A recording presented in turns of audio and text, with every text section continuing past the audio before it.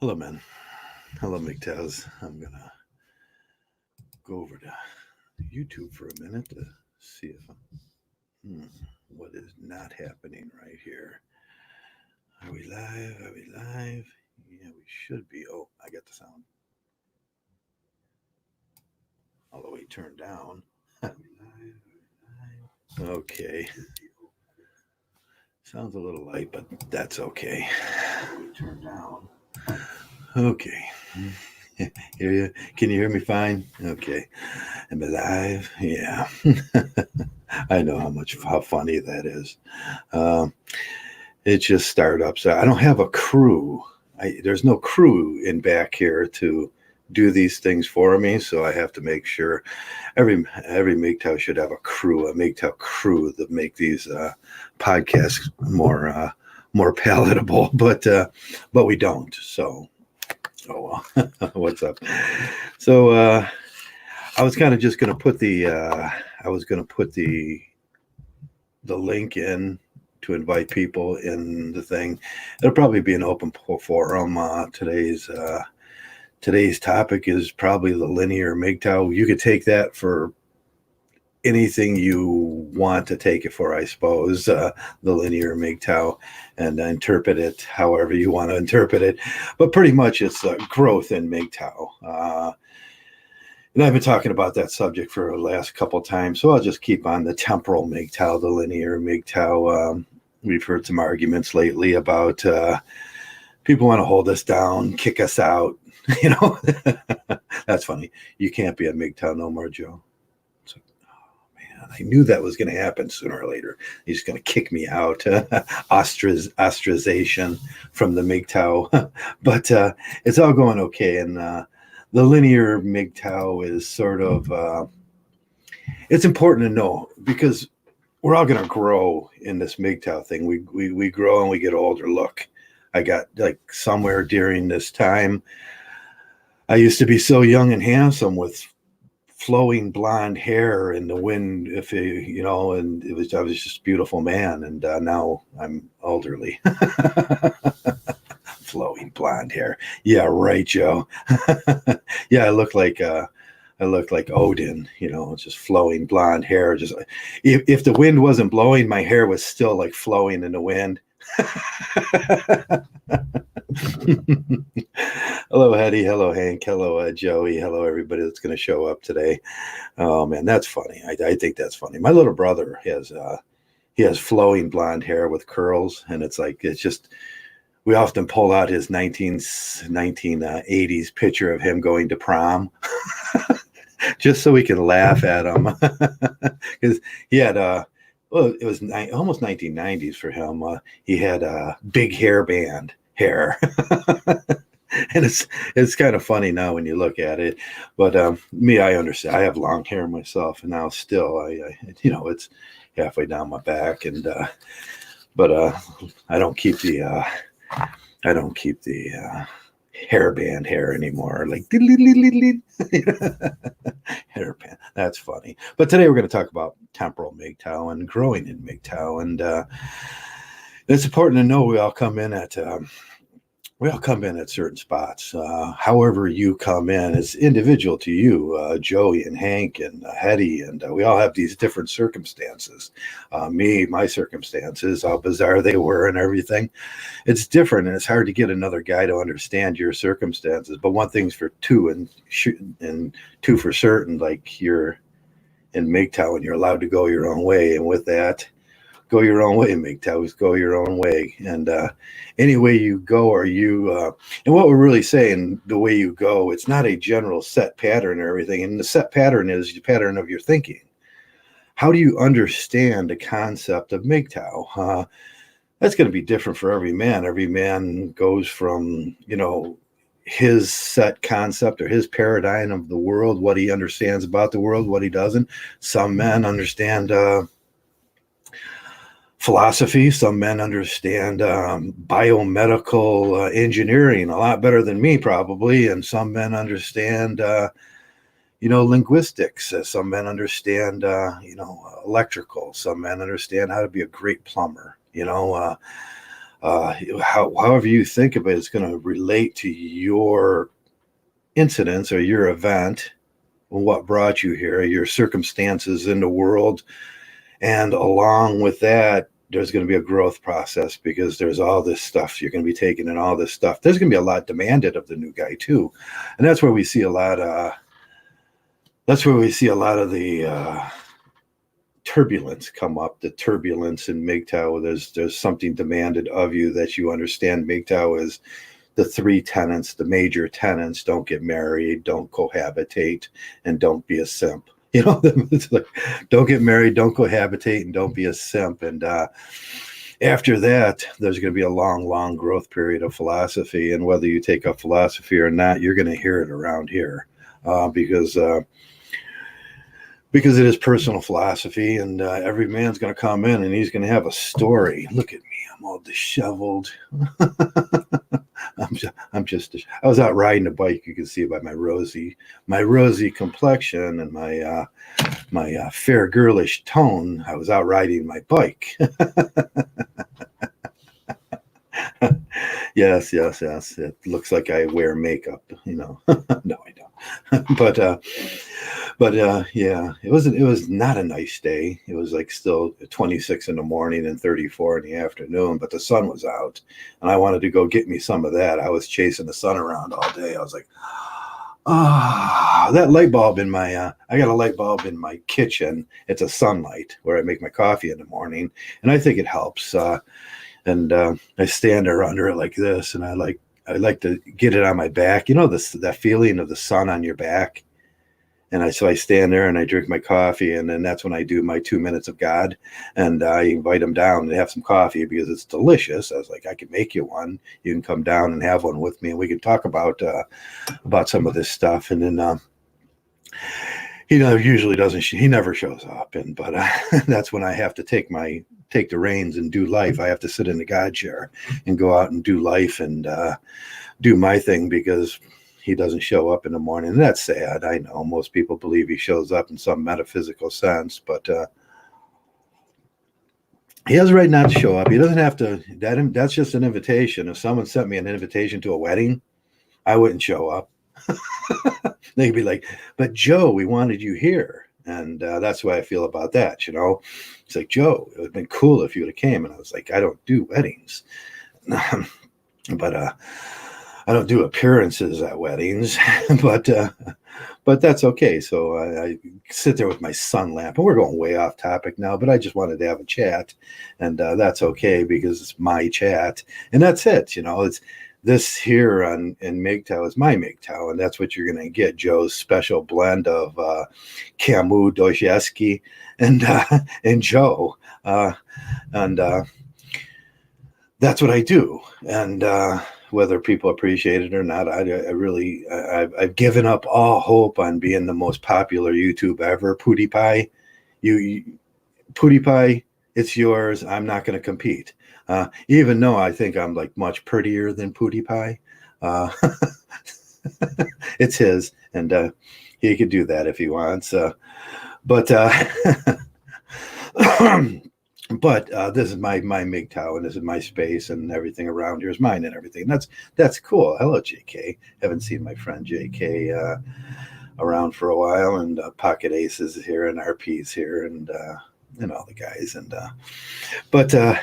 yeah, you're gonna have this temporal MGTOW thing happening. It's we make mistakes of temporal reasoning too. Like, you were like that in the past. I can't trust you now. You were, hey, you believed in blah, blah, blah in the past. And that was in the past. And you have to always give people a chance to explain themselves in the future. And there will be this growth period in MGTOW. And we've seen this with Coltrane and Stardust today. And Hammerhand had a reply to that. And all three of these guys are totally different. And I'm totally different too. That's what's great about MGTOW. You can pick your spot, and it doesn't have to align up with somebody else's beliefs because like, look at Hammerhand, and he's probably my age or a little bit younger than me. he's got children, I suppose, and he's coming off a brutal divorce, and he understands all that. Same thing I went through at that point in my life, and I understand from that paradigm what that paradigm is. Stardust probably, I don't think he's ever had children. He would admit to. I think he's had some, but he won't admit to it. It's like, oh man, with that voice, that great voice of his, he's got to have children. You can't woo a girl with that voice. But Coltrane comes from a different thing, and we all come from a different tree, the tree of MGTOW. And I guess that's what we're talking about. The branches and the trees of MGTOW, and how many philosophies are there? What kind of philosophies are there? There's all different kinds.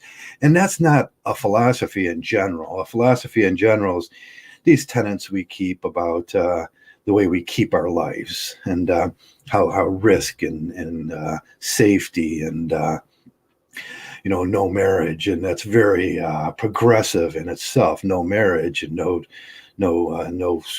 dating the baby mamas, or doing all those silly things. No simping, no white knighting, no cackling hyena. We're not the guys that are going to be running around giving girls cat calls. Matter of fact, I had an incident today where I'm driving my bike, like I said, you can see by my rosy, beautiful complexion. I would so do me. But I love that.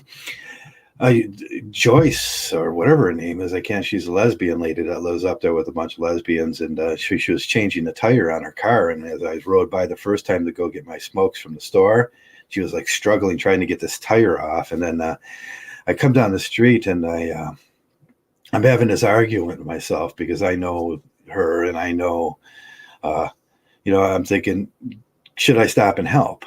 And then I remembered the tenets of MGTOW. No, never stop and help, because this will lead to something. She's either going to try to kiss me or something, or I'm just going to get, she's not going to appreciate it. Whatever you do will not be appreciated in the end. And then it's not. So there's this inner dialogue in me at that point. Should I stop and help, or should I not stop and help? And a human being, we men, we like to be helpful. We're altruistic as men. I know I can get that tire changed in about 5 minutes. I know I can do that. I can show her the right way to do it. But MGTOW good sense kicks in, and you go, no, just drive right by, wave to her, hey Joyce, and move along. And I felt bad, and you're going to feel that way at MGTOW sometimes. At first, 10 years ago, I would have just jumped right off my bike, handled that like the dude I am. I'm Superman, and just lifted it up with one hand and slapped that tire on, and zzz, with my zzz. And I would have did that, and but I would have expected some validation from that, and I would have probably not received none. Then I would have, what's this one? Knowing she's a lesbian and everything too. But we struggle with those things, and these are inherent things within males that we're going to struggle with your whole life. How you do that, what you do in your MGTOW, how you don't fall for things anymore, and that's important. It's important exercise. I know every guy, he would go by and he would feel a little, I wish I could help, but in this world, there's just too many things that could happen, and I don't want to go through that. In this world, I just don't want to go through that. And hey, feel bad. Maybe in the 50s, you would have had 10 cucks there changing that tire for you, but now in this day and age, we just drive right by. And I know probably another man would stop and help and everything, but that's the lessons we learn in MGTOW, and they don't often feel good. A lot of these feelings that you're going to have when I'm at the bar, I'm a monk, bar or restaurant. I say bar like I go out anymore. Like I'm at a restaurant having a Pepsi, and the girl's next to me going, yeah, come on, hit this, and I'm like, no, thank you, and it makes them feel bad, and then you feel bad about yourself because you're making them feel bad. Like, no, she's thinking, what's wrong with me? It's like, no, you just can't have none of this. This is like all this here. This is like all Joe land. This pretty land. That's not things I am. I do though. I don't do those things anymore. Uh, like Camus would say, that's not what I am. And you're insulting me by even asking. It's an insult. That's not what I am. What did you think I was? And Camus would say, what did you think I was? I'm insulted. But, we go through our MGTOW, and these are things that take years and years and years, the temporal changes within MGTOW. Life is linear. I don't expect a new guy to come in here. I was looking at Hans. He comes around once in a while. Han Solo. What's his name? Joey Han Solo. And he's growing. He's a new MGTOW, and he's growing. And he just left a comment for me the other day, and he's like, oh man, I've been listening to your stuff, and it's very nice and flattering and everything. And he's growing in his MGTOW, but at first I noticed a lot of MGTOWs were like, hey man, that's not quite MGTOW. And that could be expected, because there is so much. But one thing that's for certain and two for sure is we all had this event. We had this temporal event in our life that's very temporally fixed. And from there outward, it's going to be a linear line to your death or your enlightenment or your awakening or your transcendence to a different world or whatever you believe in. I'm not going to screw with those ideas with you. I'm personally an atheist. I will just say my big sleep and the big sleep, yeah, because I love sleeping, man. I told you guys before, sleeping is like, I'm happiest when I'm asleep, and because there's no pain, and it's like, man, I wake up refreshed and I'm happy, and I give myself a cup of coffee, and that's just great shit. And if that's what dying is, oh man, give me about 2 years of that. My first order will be 2 years. But it doesn't scare me, and life doesn't scare me all in that sense anymore. I'm become very comfortable with it, and that took a long growth period. I see, guys, even if this was a forum for what happens after life, you would see a vast amount of people arguing a different temporal subject. Some people would become comfortable with it. Some people would become very uncomfortable, even to the point of crying and fidgeting, and a lot of people are uncomfortable with that stuff. And a child, I remember being terrified at what if my parents died. I remember, just as a child, I still remember that. That's a feeling that I still can dredge up from being very, very small. What if my parents died feeling? And we all have those intense moments, where I'll be all alone. And these two people that are only people in the world that seem to love me, because all my brothers just beat me up all the time. And, what if that happened? And we grow in MGTOW too. We grow in a lot of things. We grow in our philosophies. We grow as men, and but our certain situations in life are all different when we first impact this scene. And this scene is it's a hugely complex scene, and there's a lot of different figures, and there's a lot of different opinions, and there's a lot of different truths. And one man's truth is not another man's truth. Some people have children when they come in here. Some people assume, and that's the part where people assume that, like, okay, you're not going to take care of your children now. You're just going to be a deadbeat dad and everything. That's what we get called. And no, most men, if you ever had children, you would know how can you not like them little things running around? Them things are great. I mean, they just run all around all day, and they're like, look, a bug.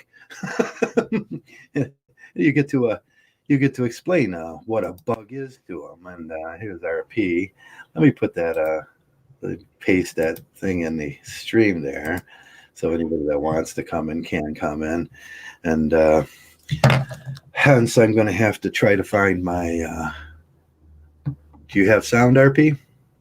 Yeah, I'm hearing you fine. Can you hear me okay? Yeah, I'm gonna try to find uh, a, a pair of earphones. I was having trouble with my earphones the other day. It seemed like every set I would plug in, like Yeah, it always happens. Like, honestly, it's like headphones don't last. I don't know what's going on. I think they do it on purpose. yeah, it's what is that called when they're planned obsolescence? Yeah, plain obsolescence, yes. Yeah. Okay. Can you hear me? Am I live? Am I live? I think we're live. Okay. Yeah. If I have somewhere around the house, I have a box of these things, a whole box. Yeah, actually, I'm sorry I missed the beginning of your video. I Yeah. had to go check on We're just checking talking on about Frank. the subject that pretty much came up lately with a lot of the MGTOWs is the temporal MGTOW, the linear MGTOW, how you grow in MGTOW. The right way, the wrong way to do MGTOW is all subjective, isn't it? Okay, sure it is. But the thing is that it's like we're all going away. Yeah. Like okay, because like there's different directions, but Yeah, we're all but going away from one thing. we all know that there is like certain tenets. That's Yeah, that's true. understandable. I mean, they're not rules, but they're like, yeah, they are rules. You can't go They're into, like guidelines. yeah, they're really guidelines. You can't go into like a Catholic church and say, hey, you guys ever heard about Judaism? No, yeah, that's something that like guys like us won't do. Yeah, I mean, you don't violate the rules, and the rules are no marriage, no interacting with females in that living sense. Yes. Try to stay away from as much Yeah. as you can. There's monk, there's playa, and there's use a condom, please, guys. So, them rules are pretty sensible, aren't they? Yeah. Because the rules are like pretty much hard set. Yeah, But the guidelines they're a little bit more right. wavy. Yeah, how you do that, how do you do that, and what your situation is has a lot to do with how you begin your MGTOW. Your MGTOW began in a certain place. I know your story. I don't want you to have to go through that to tell it. I know your MGTOW. It's completely different than mine. And Yeah, what? but I'm not going to sit here and say that your MGTOW is like wrong compared to like mine. Yeah, I've been around. I came in at a different period too. It was a totally different period when I came into MGTOW. It was still, I mean, I'm old enough that just by virtue of age, I'm old enough. But you came in a lot earlier though. Yeah, as well. yeah. I was around to see the whole thing get created. I was around when I was still a men's rights activist back in the Mesopoetic days. Yeah, because that's where it came from. Yeah, that's where MGTOW stemmed off of, the men's rights activism, and there was a lot of things. I would just read Mesner's book on the politics of masculinity, and he'll give a lot of how it was back then. But yeah, we had an argument. The argument was about what was the argument about? The argument was about man up, wasn't it? It's like man up. Yeah, the man up argument. The MGTOWs were saying, no, we're not going to man up. We're going to man out. And we're sick of people telling us to man up. And the MRAs were saying, man, just pay your child support. Just go to those things. Just do that. Just quit complaining. And we're going, no, we have a right to complain.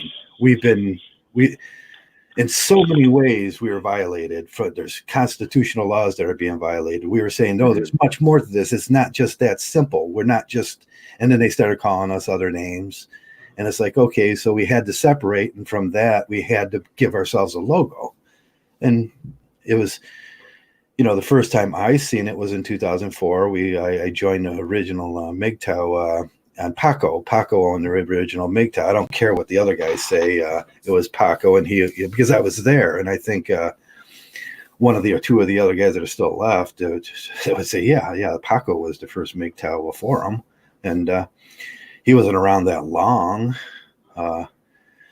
but so I got to see the birth of it and what it was at the beginning. It was very much like men's rights activism at the beginning. But we were just, I'm done manning up. there's no more manning up I can do.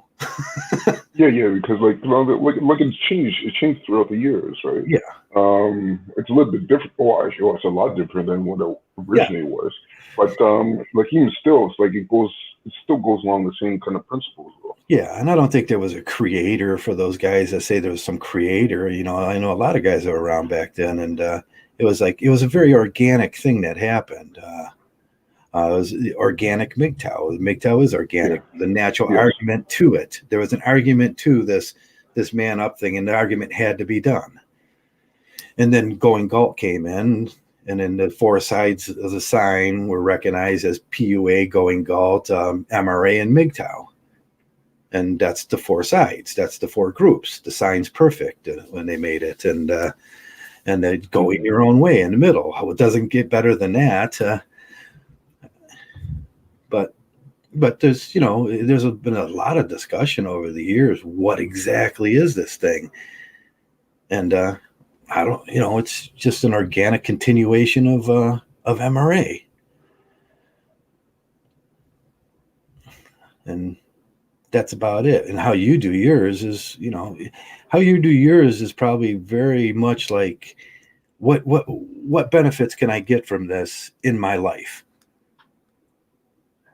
If I apply this MGTOW thing, there's going to be a benefit. If there's not a benefit, then I'm not going to do it. I can tell you a couple of things. Yeah. Like you keep your sanity. Yeah, you keep your sanity. Life. And you keep everything that you work for. Mm-hmm. Yeah, there's fellowship here. I can see the fellowship of the men. I can see how if a guy is thinking about going down that path, we can say, hey, man, those odds aren't very good. Just listen to us for a couple minutes. Those odds suck, actually. And there's basically no chance of winning. There's no chance if you go down that route. Yeah. I was listening to Dostoevsky today, and he said in chapter 9 of the Nowhere Man, or the Underground, and he was talking about, man, there's humans love suffering. I think that's a part of the human condition. Yeah, them guys, they love suffering. But Fyodor, he was like, no, I don't like that either. And I think it's ridiculous. And it's the same, that suffering thing, suffer for a woman, suffer for your marriage, suffer for your God, suffer for the country, suffer for, that's a lot of suffering. And then what do you get out of it? Yeah, once you get out of that, it's like, I stopped poking, like my analogy, I stopped poking myself in the face with a fork. And then that felt good. It was like, well, it wasn't that it felt good. It's just that I stopped poking myself. There was this magic effect to it. Oh, man, that felt good. It's magic. No, it's just that I stopped. We stopped poking ourselves. It's funny. I woke up the other day, man. And I was like, it's like everything's strange. It's like, everything's quiet. Like there's no problems. There's no problems, yeah. There's things I have to worry about, but I don't have any stress or anything like that. Right, yeah. Do what I can do. Those lack of cortisols too is going to be, wow. It's some mornings it's almost scary how eerily quiet it is. And that's, I know for the new guys, that's a huge, that scariness of I'm alone. It's eerily quiet. I'm the only one here.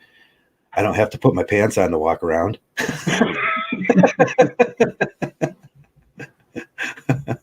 But that's a scary moment. I remember that moment. God, the first time I come from a family of 11, so from there it was to the army, and from there it was in marriage, and then there's always the family around. And that first day, that, oh my God, what is that lack of sound? Exactly. It's scary. I wouldn't say scary, but at first it seems odd. It seems odd, yeah. Yeah. And then it becomes, after a while, after MGTOW, I think after MGTOW, a lot of guys, that'll drive a lot of guys back to want to go have relationships and stuff. Yeah, looking for the drama.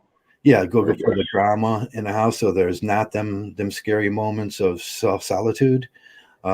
But for a MGTOW, that becomes the most refreshing time of silence and freedom in your life. Freedom is solitude. And Yeah. you're like, oh, I embrace that now. It's like, oh, rub some more of that quiet all over me. Yeah. Man, do they sell that in a cream? Yeah, Whoever makes that will be rich.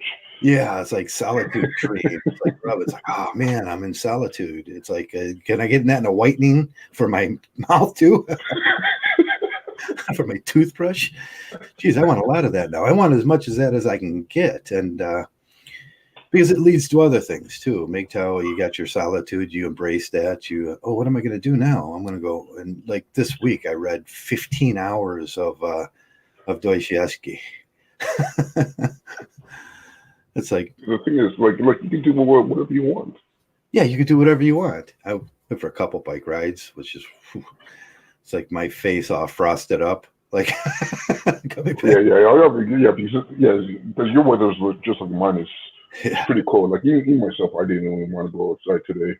it was cold. Yeah, You but know, tomorrow's, I had to go out.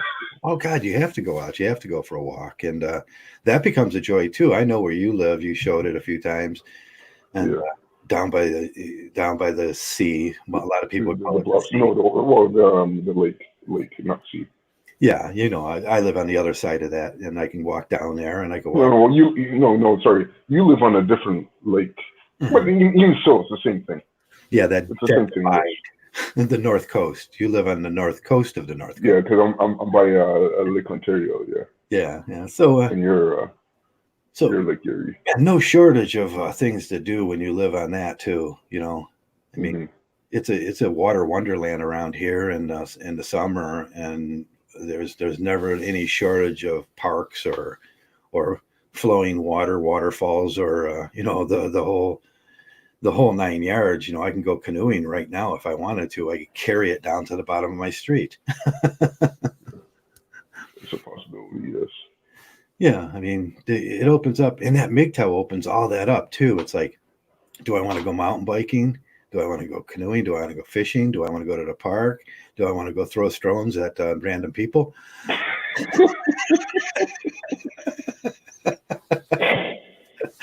Yes. Yeah, I mean, you got what does Joey say? Joey says, I wake up every morning now and it's a blank page, and then I just start filling in what I want to do now. And that's a pretty good feeling. And MGTOW opens up a lot of that stuff. And but that's different for each person because each person has different circumstances. I know how hard it is, when you come in and you have children and you're struggling with that duality from your old life to your new life. And you do have a new life now, and you're trying to consider you for the first time in your life, and you have to consider them, and you have to consider other people in your life. Then you're forced by courts to over consider people. Yeah. And And then for some guys who don't have that, but they still have right, that freedom, but yeah, it's like they're basically confused. It's like okay, what am I supposed to do now? what do I do now? That's a lot of question. That's when we lost Nico. Remember Nico? He got to that question. What do I do now? It's Any, like you got your freedom. You can do anything anything you you want. want, but it's like trust me. It's like um, some guys, they need direction. They need like a purpose, really. Yeah, yeah. Now this thing goes another way too. You might not just need MGTOW for a small, short period in your life. You, Uh, nah. Okay, I don't agree with that. I don't want to deal with it, and I don't want to think about those guys. But we see thousands of them come through here that they come in, Yeah, yeah, they get the MGTOW, they shape up a few things in their lives, they get a brand new way of thinking about how did I go wrong this last time, and then and they're, then they go back. They go straight back then they into what could get them into trouble again. right then they go back to what got them in trouble. They never really understood what it was all about, but it gives them some kind of center in their life even, and we should be thankful, and they should be thankful that at least back 20, 30 years ago, there was no MGTOW. No one was going to give you that opportunity to recenter yourself. Everybody was just going to go, oh man, be a man, pony up and be a man and work yourself to death. That was the best thing. That's the advice they have for you. Because one thing is like, it's like I want to take this opportunity to thank all the guys I've talked to personally, privately or publicly, because they helped me a lot more than they can even think. Right, exactly. Like some of these guys, like MZ, Whiskey, Staying Free, yourself, even JK. Even though it's like me and him like argue a lot on a regular basis, but it's like I understand where he's at and understand. Yeah, I can understand where JK is at, and where I'm coming from and where he's coming from and all that, right? Yeah. There's a lot of other guys that are not around right now. It's like one guy, what's his name? He's a young guy. He was in his 20s, man. What was his name? Yeah, who is that? There was Sooth. There was Renee's. Sooth and Renee's. Who else was there in our group? God, there was like lots of people that came through our group. Okay, it's gonna haunt me now. The young guy, he was in college. He was a pretty good drawer. Artist. Louis. Huh? Lewis. Yeah, Lewis. Yeah, Lewis. Yes. Where's Lewis at lately? Yeah. I haven't seen him, and I hope he's doing okay.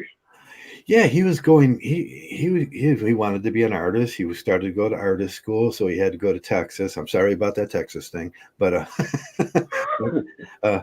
but he was struggling with his parents, and he was struggling with his feelings toward family and stuff like that, and all that. Yeah, how he felt about girls and what he wanted, what he expected from them, and that's a big question. And we can give that to every young guy: what to expect from a woman. Don't expect nothing, really. And it's nowadays, because that doesn't exist anymore. In the traditional world, you can expect that you would date, she would be monogamous, you were going to get married, she'd still be monogamous, you were going to die together, she was going to continue to be monogamous. Nowadays, that doesn't exist. She's going to say, you can be Tuesday. The funny thing is like it was never really a traditional world. It's like, yeah, it was all like a dream. It was made a fantasy fiction place where we men we made this fictional world up in our head about the picket fence and June Cleaver with the apple pie, and she loves you so much that she doesn't even look at other men. It's like that's fantasy fiction, and that's a hard thing to get over, man. I tell you, what my wife, it is. When my ex-wife, she said that to me, she's like, hey Joe, I'm going to see other men, and I was like, oh, you can't. And then with that, I realized that, I can see other women now too, and I could do what I want to do. And that's the way it always should have been. And she ruined my life for so many years because she demanded monogamy. Yeah. And I was like, it was the monogamy that was like, I should have been out dating other women and experiencing stuff. And I should have been out doing, Joe stuff. But at the same time, it's like, they don't like that either. But yeah, right? It's like honestly, like I say, it's like fucking listen to women. Right. Because they don't even know. Yeah, what we did was we fell into the traditional role. She expected me to fulfill the traditional role, and I expected her to fulfill the traditional role. Yeah, but she would say that she never made that promise. Yeah, and then she said, I never said that. And I was like, you're a liar. You said it before before the church, before the God, before you said it before everybody. And now they just, they lie. And it's like, but I understand now. I was like, because like I should have, but how many years of my life was stolen from me by that lie? Yeah. And that's where I come up with my whole other, and I think that's what hurts people a lot when I say, no, I was never a father. I was never that traditional role. That was a lie. And it was always her responsibility, but the government knows she's not going to be a responsible person. So they need to get a slave for her. And that was me. Yeah. Like if it's not you, it's like, it's going to be everybody else. It'll be someone else, No, everybody else. Yeah, it'll be everybody else because we're all pre-cucked by taxes. Yeah, yeah, And so it'll be everybody else, and but they want me to pay for that because that relieves tax burden onto the state. yeah. So I fell for that. It was my fault. I was stupid. There was no MGTOW back then. You didn't have to take on that traditional role, Joe. You don't have to be a father if you don't want to. But that's what gets a lot of people. And I know that stings when I say that to a specific type of MGTOW. And he's usually he's got a kids too. And I know how it is. I've lived both paradigms. Uh, I know how that stings, and I had to get over that myself. Like, oh man, they so got me with that social concept of father. That's what was wrong. I believed in the social concept of father, and I still sometimes end up believing that's true. And then I look analytically, empirically at the evidence, and then I realize, no, they just made that up. She's a mother, she has a baby, it's her responsibility, it's her kids. I don't have a baby. There's no way I can have a baby. Well, the thing is, like, she only incubated it. She incubated it. Yeah. And even still, it's like that baby is like, it's not only hers or like her own DNA. It's like also yours as well. But the thing is like, it's not. It's once not. a baby is not a single cell of your DNA in there. Once a baby is developed, it's no longer either one of the parents. It's actually a combination of both. No, there's DNA is a mathematical equation. That's a metaphysical thing. There's not a single cell of you in there.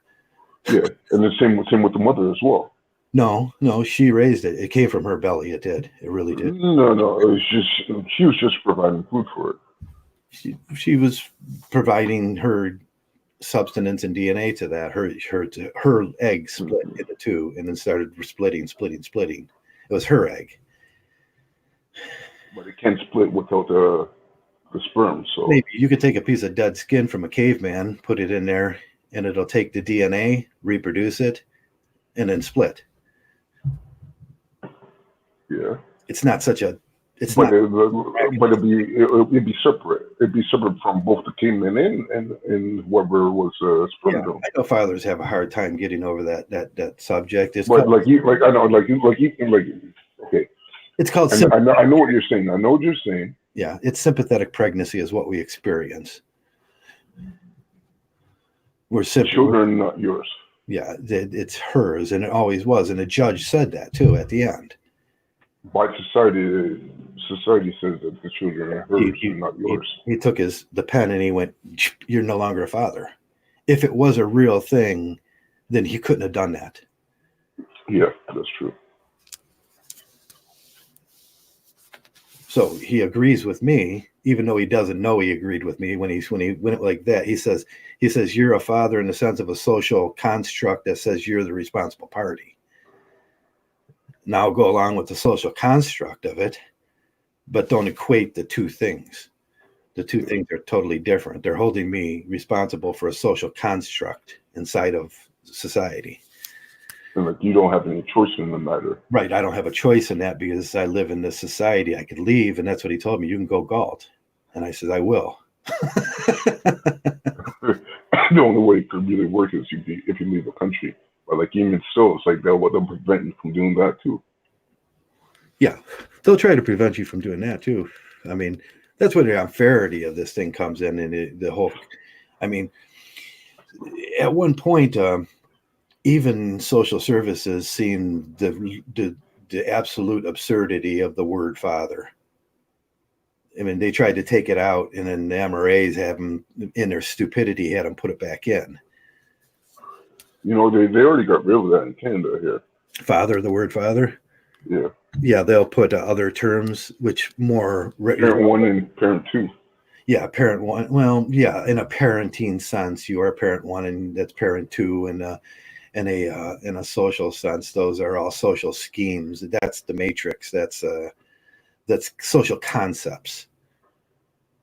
And, yeah. But you know, they're based on absurd things. I mean, it's just absurdity, and that's where people usually argue with me, and they have a hard time getting over that. And I had a hard time getting over that. That took months and months and years of I know there's a more honest truth in this thing. and it's not going to be an observation I'm going to make that's going to be palatable to me either. And it wasn't it was a very unfriendly observation when I first made it. But it doesn't mean just because it's an unfriendly observation that it's wrong. I mean, if a comet's coming at you and that's an unfriendly observation, you could be like, I'm not going to believe in that. And the comet's still coming at you. That's just, it doesn't mean it's not true. Yes. Actually, I mentioned today, what was it? I think I was talking on Discord. And actually not talking, just typing. And you could say talking because really you're projecting your thoughts, but you just can't verbally articulate them. Yeah, so through text. I shared a video, and I was making comments like, okay, there's one point where like one of my ex-girlfriends, like her son, not mine of course, this son, he's only like 2 years old. 2 years old. Mm-hmm. And like he fell asleep on my chest. Okay. Right? Mm-hmm. Very nice, very peaceful, and everything like that. And like, you know what? It's like that ex-girlfriend of mine was mad at me for days. Yeah. Because her son fell asleep on my chest. The child bonded with you and felt comfortable and exactly. Yeah. Exactly. Yeah, children do that. I mean, and it's kind of weird with children. If their parents weren't around, they would just simply bond with another adult figure that they knew take care of them. And that's pretty much it. That's what they do for safety's sakes. Of course, yes. I mean, they would be hurt that the originals weren't around, the original parents, but they will bond. And I mean, it may be, that's where complexities in life, the kid might have trouble rebonding, or he might have trouble. And then the new parents might have trouble with, accepting that love of the child and stuff. We see a lot of that in the world and everything. And, but that's, it's one of the sad parts about life, Yeah. The observations we make of children, that's the God argument. Why do you make children suffer? It's like, honestly, like they don't have to suffer, but it's not like when particular party, i.e., like father or men, that are making them suffer. Yeah. The thing is, like fathers and men would actually try to do the best that they can. Yeah, most people would have a general sympathy for a child that was homeless. I mean, I would wish it. I could still nowadays. I mean, if I have the knowledge now that I have of raising a child, like man, I could raise one of those things up to be a baseball player. It's funny just because myself, it's like I never actually had a child to raise at all, but like I know a lot about raising children though. Like it's not really that hard. No. See, I cook every day anyways, and I usually cook for two and eat for one, and that means I have to eat the same thing 2 days in a row. But well, it's always some of that food, man. Yeah, there's always something left, and that's it's. I mean, back in the old days, when I was reading like some of the older books, like Dostoevsky, they often talk in that mannerism, like there was a single person that gave the rest of his food to. Yeah, that's usually how you cook like half a chicken. You're going to have leftovers, and you can give it to. It doesn't take no extra effort to give that away. No. It's like if you're washing clothes, you can wash clothes for 3 or 4, and there's no difference between washing for yourself. That's the vacuuming. The feminists have women still vacuum. No, we do it too, and there's no difference between the extra dirt that someone would lay on the floor. There's no separation between that and the dirt that I would have anyways. So I would have anyways. And it's funny because of men. We actually made everything like that even easier to do.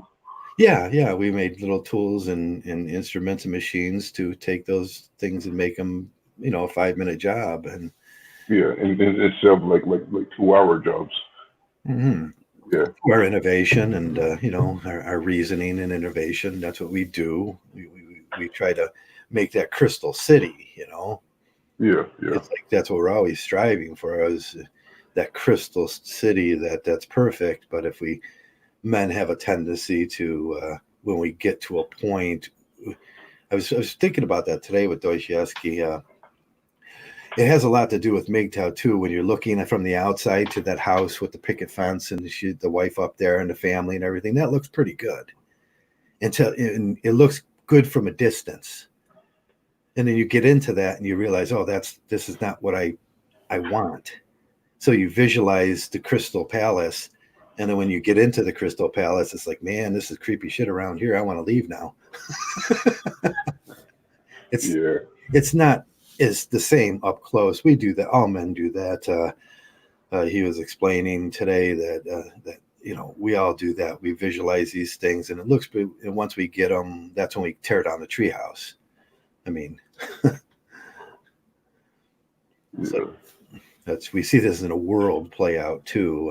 In societies, the closer we get to a perfect society, more men will want to tear that apart so they can have that suffering back. Yeah, because like you tear down a treehouse because they're not playing by any rules. Right? Or they Like not even rules that you even set. It's like they're yeah, not playing by anybody's rules. They're yeah, just doing whatever they want, and they're fucking everybody over. right. Men like to feel that they have control of their lives and they're doing by their rules, and it's like it's freedom, and of freedom, nothing competes with freedom for men, not even mating. Not even maybe. Not even mating. So where would that leave all of us? The ones Oh, who are alive, what's that?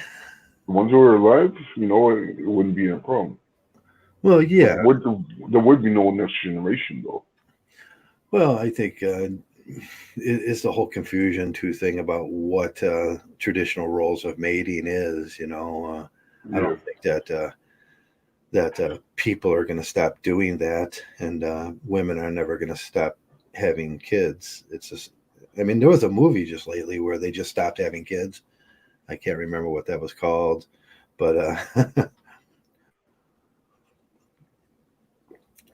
but I don't think that's really going to happen. I think our understanding will change in time, postmodernism and all of. I think it is too. Postmodernism, feminism determines that like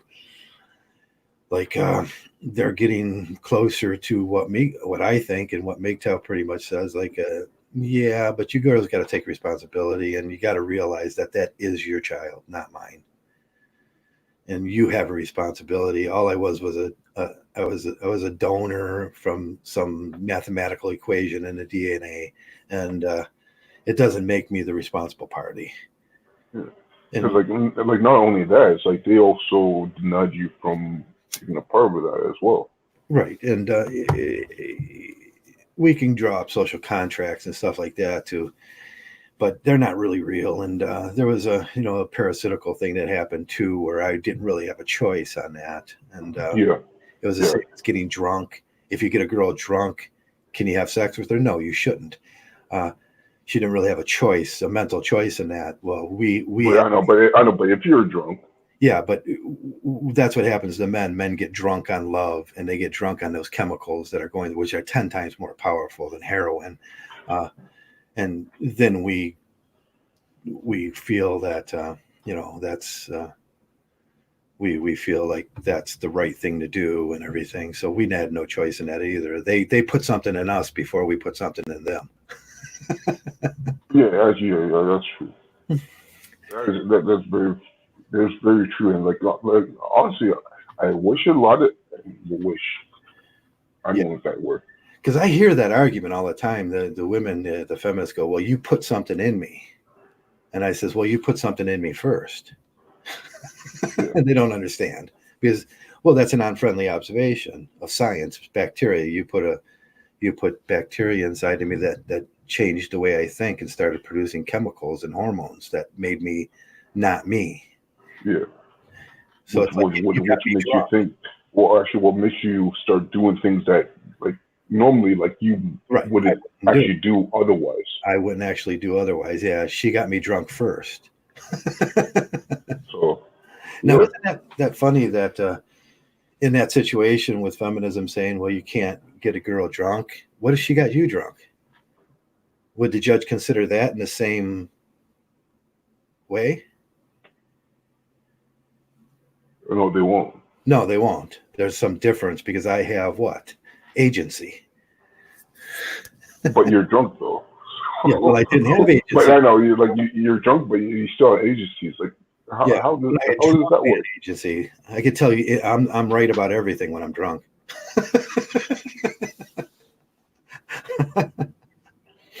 Jesus. I don't know, man. Yeah, but there's a whole logic thing that doesn't. They'll take the logic down to a certain amount, but they're never willing to take the logic into those unfriendly observations. Is my theories on MGTOW. Once they come to the unfriendly observation, they balk and they bias then, and that's where it becomes absurd. Yeah.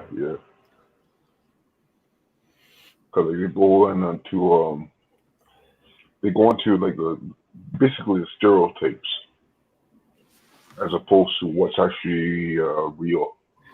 Right. It's a sterilization, a post-fictional sterilization of ideas. Then it's like you'll think this way, and this is the way you'll think. And I know I'm an oddity in this world, the way I think. I mean, I'm a one in a million, and most men don't think like me. Mm. I mean, one in a billion, probably. Like even myself is like, fuck, I have some strange ways of thinking as well. Yeah, and I don't think I'm wrong about the way I think about fatherhood and stuff. But I get, just recently, just this week, someone took off at me, Joe. You're an idiot for thinking that way. No, I'm 100% correct.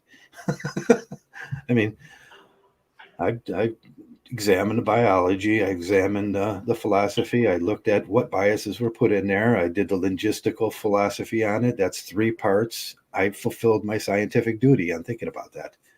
Mm. Just because you don't like it, that's feelings. I mean, that's what the same thing they're accusing the feminist about.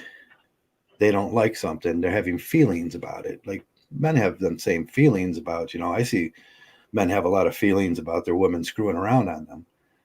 Like, you're just having feelings. It doesn't mean that they're wrong. They have every right to do that. Yeah. Every right. And that's a harsh, unfriendly observation. It's like they'll balk and they'll go all traditional about that. I asked a leading liberal about that. I says, hey, I says, hey, look, this is you're talking all this liberal stuff, and then but look at your wife. What if your wife decided to go sleep with somebody else? How would you feel about that? And then he was like, no, that's not happening. We're married. And I says, well, she has every right to. And she says, no, we're married. She doesn't have a right to. I says, no, she has every right to. And then because I was drawing him into the argument, and then I said, oh, all of a sudden you're conveniently conservative. Yeah. That's like convenient conservative is what we get from a lot of people. Yeah.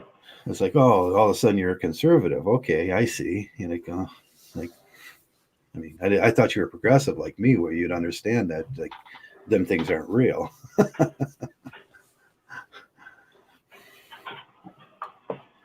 I know how it feels. I went through all these processes in my head, and some of them were very unfriendly and hard to accept.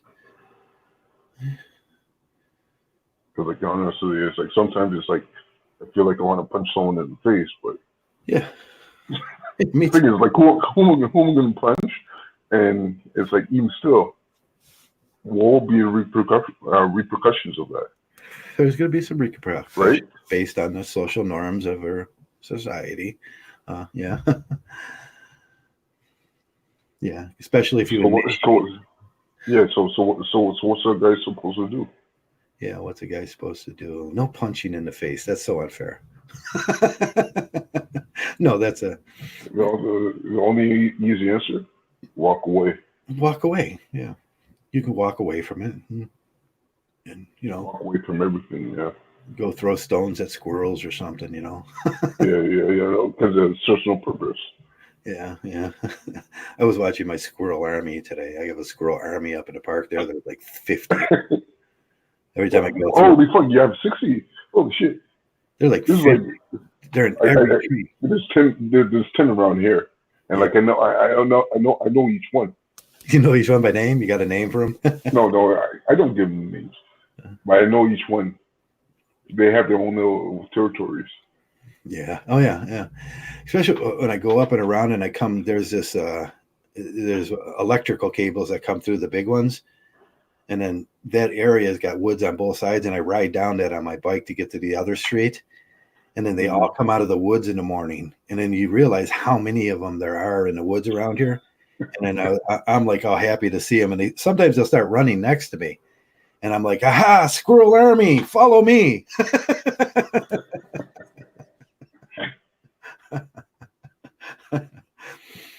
I think people look at me and go, that guy's fucking nuts. Yeah. Or maybe the thing is like that guy has some nuts. Yeah, I'm just wondering what I'm going to do the first day when one jumps up on me, gets on my shoulder, and it's like, because they bite hard. Do you ever get bit by a squirrel? No, never. Yeah, they bite hard. They get you. The one day that it does, I'll knock them off really hard. Yeah. My buddy, he thought he was going to domesticate a squirrel. Yeah. Not a good idea. Never, guys out there, never try to domesticate a squirrel. He had this thing in the cage that he caught. Okay, like if it was a chipmunk, I can understand. Yeah, he was feeding that squirrel, and it was a baby squirrel, and he fed it, and he got it a little bigger, and it was a couple of weeks. They grow fast. And 3 weeks after that, he goes, well, I'm going to try to let him out of the house because he likes me now. And he was feeding it, whatever, and then I'm just standing there, and he opened up the thing, and the thing, how squirrels can run around you? Yeah. He ran around him, and he bit him like 20 times, and then ran out the door. Yeah. It was saddening too. He was like, oh, he really thought he was going to domesticate that squirrel. Should be really cool. They'd make better pets than cats. Cats are. Fucking crap. Cats sleep all day and they bother you all night. Yeah, they're expectant of us too. They're like, food now in that little thing over there. Make it the tuna fish. The good stuff, please. Of course. But Doug was like that too. It's like he wouldn't eat. And it's like, I'm trying to feed him cheap dog food. And he's like, no. My cat was like that too. It's like, if I don't give him like the perfect stuff, it's like I have to like put a little bit of water on it and like toss that around a little bit before you even eat it. Yeah. And I had rules with Dougie too. It's like Tuesday he got spaghetti with me. And my daughter she's a veterinarian. She'd yell at me and go, why are you feeding the dog spaghetti? And I'd say, Teddy, spaghetti day. And she'd go, oh, quit it. And I go, no, what if you went a whole lifetime without eating spaghetti? Not knowing the joy of spaghetti. Yeah. Like with my cat, I used to spoil him a little bit. It's like sometimes I'll give him, like if I'm cooking, I'll give him a little bit of raw meat or fish or something. A little but bit. The thing is, like I'll put it right in his bowl with his other food too, right? And like I'll actually like mix it around so like he has to like dig in to get the raw meat or fish. Yeah. Sometimes they don't like it too. It's just funny what they like and what they don't like. Dogs and cats. My food dog would not even consider eating fish. My cat, I swear to God, like when I have a sardine can, I like open the thing up, And like as soon as I open up the can, my cat will be coming running from wherever he was hiding. He'll come running just because of that sound. Because he knows what's in there. He knows what's in there. Yeah. Give Ribs black seed oil. Oh my god. Yeah, yeah. Now Dougie loved fish, but Dougie was a snow dog, so he's probably used to eating fish. Is genetically, I'd buy him those those imitation crab packs. Oh yeah. Yeah. I know the one, yeah. Dip, and then like I would give him some, and he loved it as like a replacement meal for him. But my other dog, I don't know if you remember Lady, the big dog that I had, the hunting dog. No, I don't remember, but I'm getting old, man. Yeah, that was a long time ago. She was like, fish? What are you, crazy? But she was an African dog. She was a ridge hound, so she had never been in the DNA. There was no eating fish. She likes squirrels and squirrel guts. Yeah. Hello, Whiskey. How are you? How are you today, Whiskey? And Hetty's in today. Yeah. Hi, Hetty. How do you Hetty? I think that would be. He said it once. Is it pronounced with a J? Is it Jetty? Okay, well, yeah. We're just doing it wrong because we're American. we fixed their language. American Canadian. Yeah, we fixed their language for them after they. I think it's in his language. That would be Jetty. Or Jedi. He is a Jedi. A lot of people coming out tonight. What's that? I said a lot of people coming out tonight. Is there a lot of people out tonight? Yeah, I haven't checked the. No, coming into the chat and everything. Oh yeah. It's a Friday night. The younger guys they're getting PUA'd up right now. It takes them 2 hours to PUA up and get the right shirt, the right top, the makeup, whatever powerful cologne that will attract a girl, and they're like perfect hair. You remember that when you used to do that, like perfect hair, when not one could be out of place.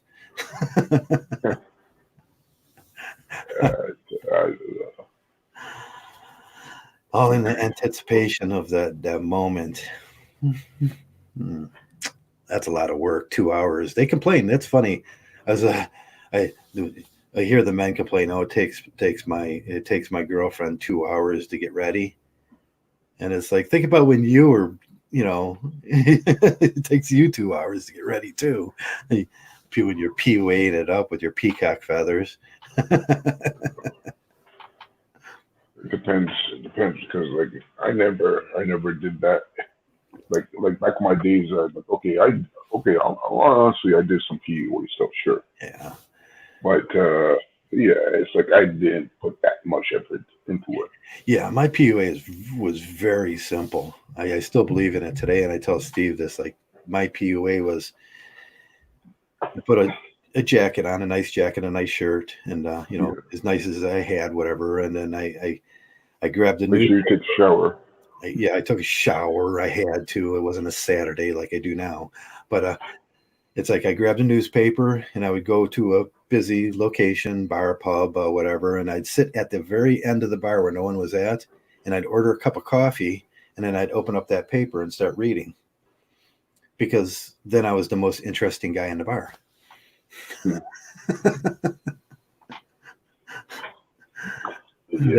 That was the extent of my PUA.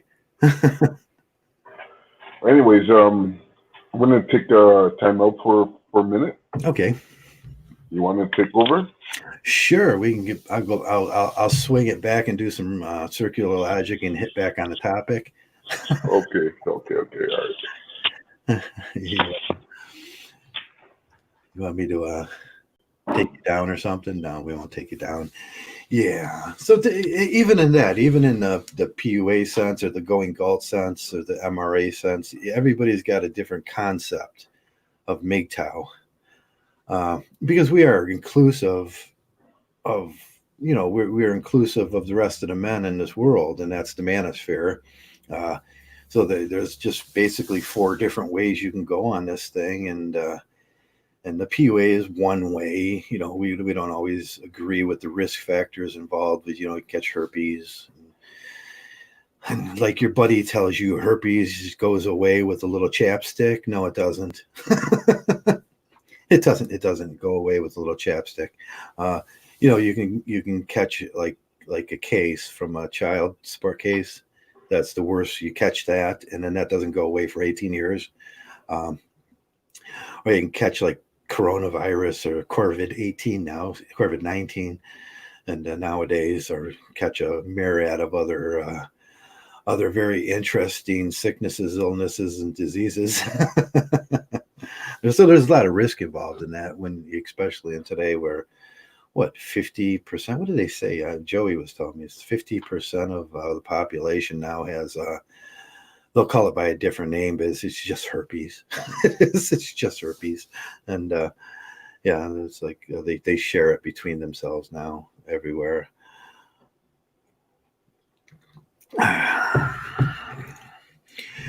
But there's risk. How much risk are you involved? And I think I did a video on that, the extent factors of MGTOW from one bar to the next. I have to do this because I have only this space now, and it's like there's the bar from here to here on risk factor from one to the other.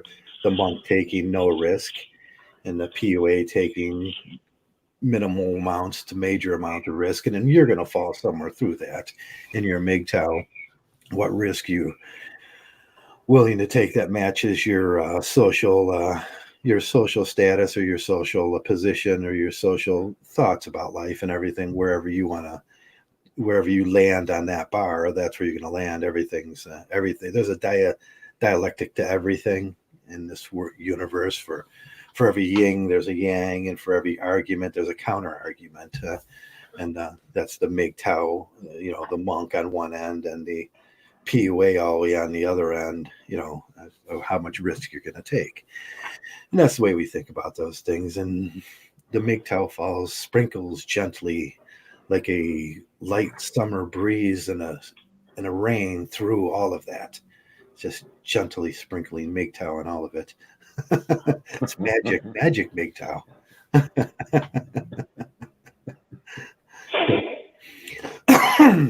Yeah, we should start that. Magic MGTOW. Hello, I'm Magic MGTOW. Hello, I'm Joe. Today we're going to talk about Magic MGTOW. It's going to make all your dreams come true. Yeah. All you have to use is buy my book. Yes, buy my book. Joe, How I Changed the World, Volume 2.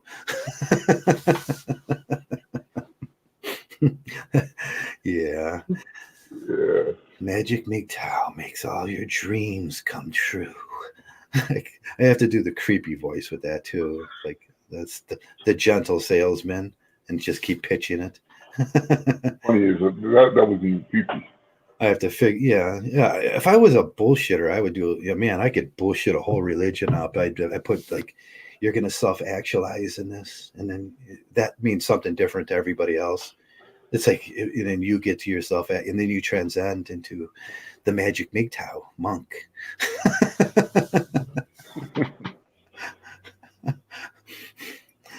No, I'm not a liar. That's why I can't do that. I'm a terrible, terrible liar.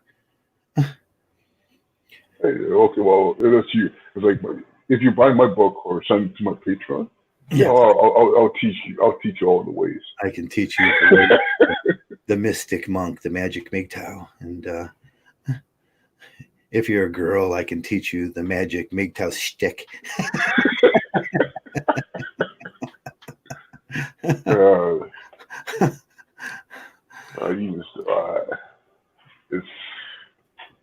It's craziness, man. No, it's craziness. It is, and it's like, yeah, but I'm a terrible liar. I've always been. Me and my buddy, when we were younger, it's what started this thing with absurdity in life for me. And I was very young, and even then, I was like this logicalist.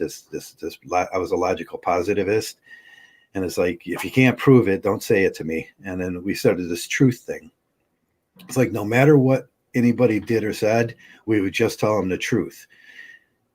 And you know how many times I got punched in the face for that? Because like that's going back to like the analogy of a tree falling in the forest, and like nobody's around to see it. To see it, yeah. Right? It really it's like you can't prove it. You can't prove that the tree fell. Mm-hmm. But like what kind of sound does it make? Yeah. You can actually, if you go there and there's a stump or a log laying across, you can project in your mind that the tree fell here, here's the log, and there's evidence of it. But metaphysically in your mind, you can't do that. And there's a difference between those two too. And even in that, there's a counter argument, isn't there? Well, I haven't heard one. You haven't heard that? Yeah, the sound is just one aspect of if a tree fell in the wood and no one heard it, that's the heard. No one heard it. Did a tree fall? Yeah, if I go to the woods, I can see that there's a tree laying there. I know that it fell at one point. I knew that it was alive at one point, and I knew that there was a sound that came from it when it fell. Yeah, because the question was purely a sound, like not if it did fall. But that's where they trick you. That's where the trick in that one is. It's like, was there? Oh, okay, I got you. I don't know what that sound would have been, but I'm sure there was when it fell. I've heard branches fall and trees fall before, and there is a sound to it. Okay, well that's projection though. Yeah. But what did that tree make when it actually fell? That certain tree, I could not tell you what that certain tree did. It's like pinch a girl on her breast and see what sound she makes. Can you tell me exactly what sound it would be? Actually, they only make one sound. Oh, so they don't make no sounds when they, no, they make one sound. I don't know about you. No, there would be some sound, and there would be a sound slapping. Actually, thank God it's like I'm 44 years old and never had a slap from a girl in my life. You never got slapped? I got slapped once, and probably more, but one I can remember. And I did this to a girl. Something about my eyebrows are just creepy. And really? I do that to them, and she slapped me. She was like, "Bam! Don't ever do that to me." That's actually strange. Yeah, I try to do the one like The Rock can do. He could, the one eyebrow. One eyebrow. I can never do that. I don't have that kind of facial like. I know it's hard. It's hard. I can't. They both go, yeah. But I did the eyebrow thing like that, and it is creepy when I do it.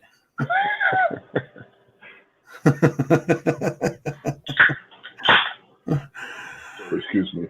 What kind of beer was that in the audience?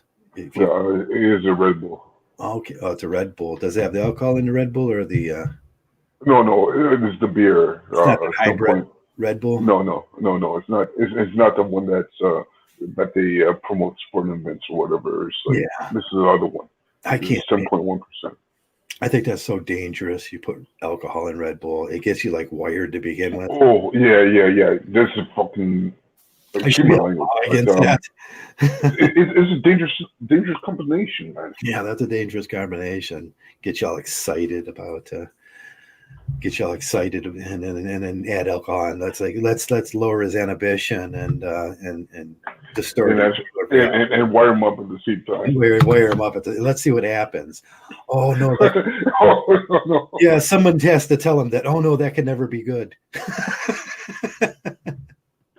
No, that's not. It's never good. And like seriously, don't try that. Anybody listening? Yeah. There's RP saying it's like don't try that at home. Don't try that at home without adult supervision. No. It doesn't matter what adult don't try it at all. Yeah, you should never. Oh my God, that's one good way to fuck yourself up. Excuse my language. I don't like cursing too much. It's like, but I've been drinking. Excuse me. Excuse my French. Yeah, I try to keep the cursing down to a minimal here and everything, and Yeah. Listen, I'm sorry about that. it's offensive, and we should not curse because, well, just YouTube. It's a YouTube rule, and we should understand that. That's just common sense. Yeah, sure. You wouldn't go around your aunt and go, "Hey, did you see this MF?" And she'd be like, "Joey, watch your language." Yeah, I know. I get it. It's like that's why I apologize. Yeah. So, what were we talking about now? I know. You want to get back to it? What were we talking about? Linear MGTOW. Linear MGTOW, yeah. The guys coming in and growing through this thing, and growing up here too. Some of the guys grow up in this, they come home, they talk to their friends online, and their friends are MGTOWs, and they associate that with life and decisions they're going to make. And that's where the important part is. You're associating it with the decisions you're going to make out there in the real world. Yeah. And, when they get faulty information or faulty adaptations on life, that's what we talked about yesterday, faulty adaptations, then things go awry. And we have a responsibility here to kind of tell the truth, don't we? Yeah. Because like another way I see it as well is like when you talk about linear, some people think it's like, okay, it's only one path that you take, and like you can't deviate from this at all. Your path will deviate substantially in life. I could vouch for that. Yeah, but you're going to have other decisions to make, and hopefully your next decisions will be better. And there's no faulty information that's coming in. No one's lying to you about things. And that's where faulty information comes from, because we learn everything from somebody else or some book that maybe had some faulty information in it about how things work with girls. And Because it's not necessarily. Sorry, excuse me. It's not necessarily the direction you're going to. No, like it's also like what you're going away from. Right, what you're going away. So like you. Okay, you would think that if you're going to MGTOW, you're going linear, right? But no, it's not really linear. It's actually like. It's almost like a tree with its branches. Oh yeah, there's where like all the branches are going off. Yeah, right? that would be a sort of branched linear process where you're going a lot of different, you're going a lot of different ways depending on your observations of the best thing. I don't believe that people make decisions based on people do make decisions based on like faulty garbage, but you're making the best decision you can at that time. Yes. With information that was provided to you. So everybody goes into these little branches and I'm going to go do that job, or I'm going to go see that girl, or I'm going to go, that's based on the information that they were given. And it's really not their fault because that information was faulty. That's why we always bring up the Disneyland fairy tale stuff. And we know that's faulty information. So you're going to adapt to the new life. Even if things happen, maybe next year I won't be living here. Maybe I have to move south for my health, issues or something. There's going to be a whole lot of decisions I'm going to need to make. For some guys, they might even have to go to another country. Who knows? Yeah. If the courts are so unbearable for a lot of MGTOWs that he has to make a decision to go galt and go to another country and restart a new life, there's going to be a lot of decision making that he's going to have to make, and hopefully he arms himself with a lot of really good information. Yeah, and he doesn't fall into the same traps that. Yeah, don't fall into the same traps. Don't marry a French girl. Yes. Yeah, that could never be a good thing, marrying a French girl.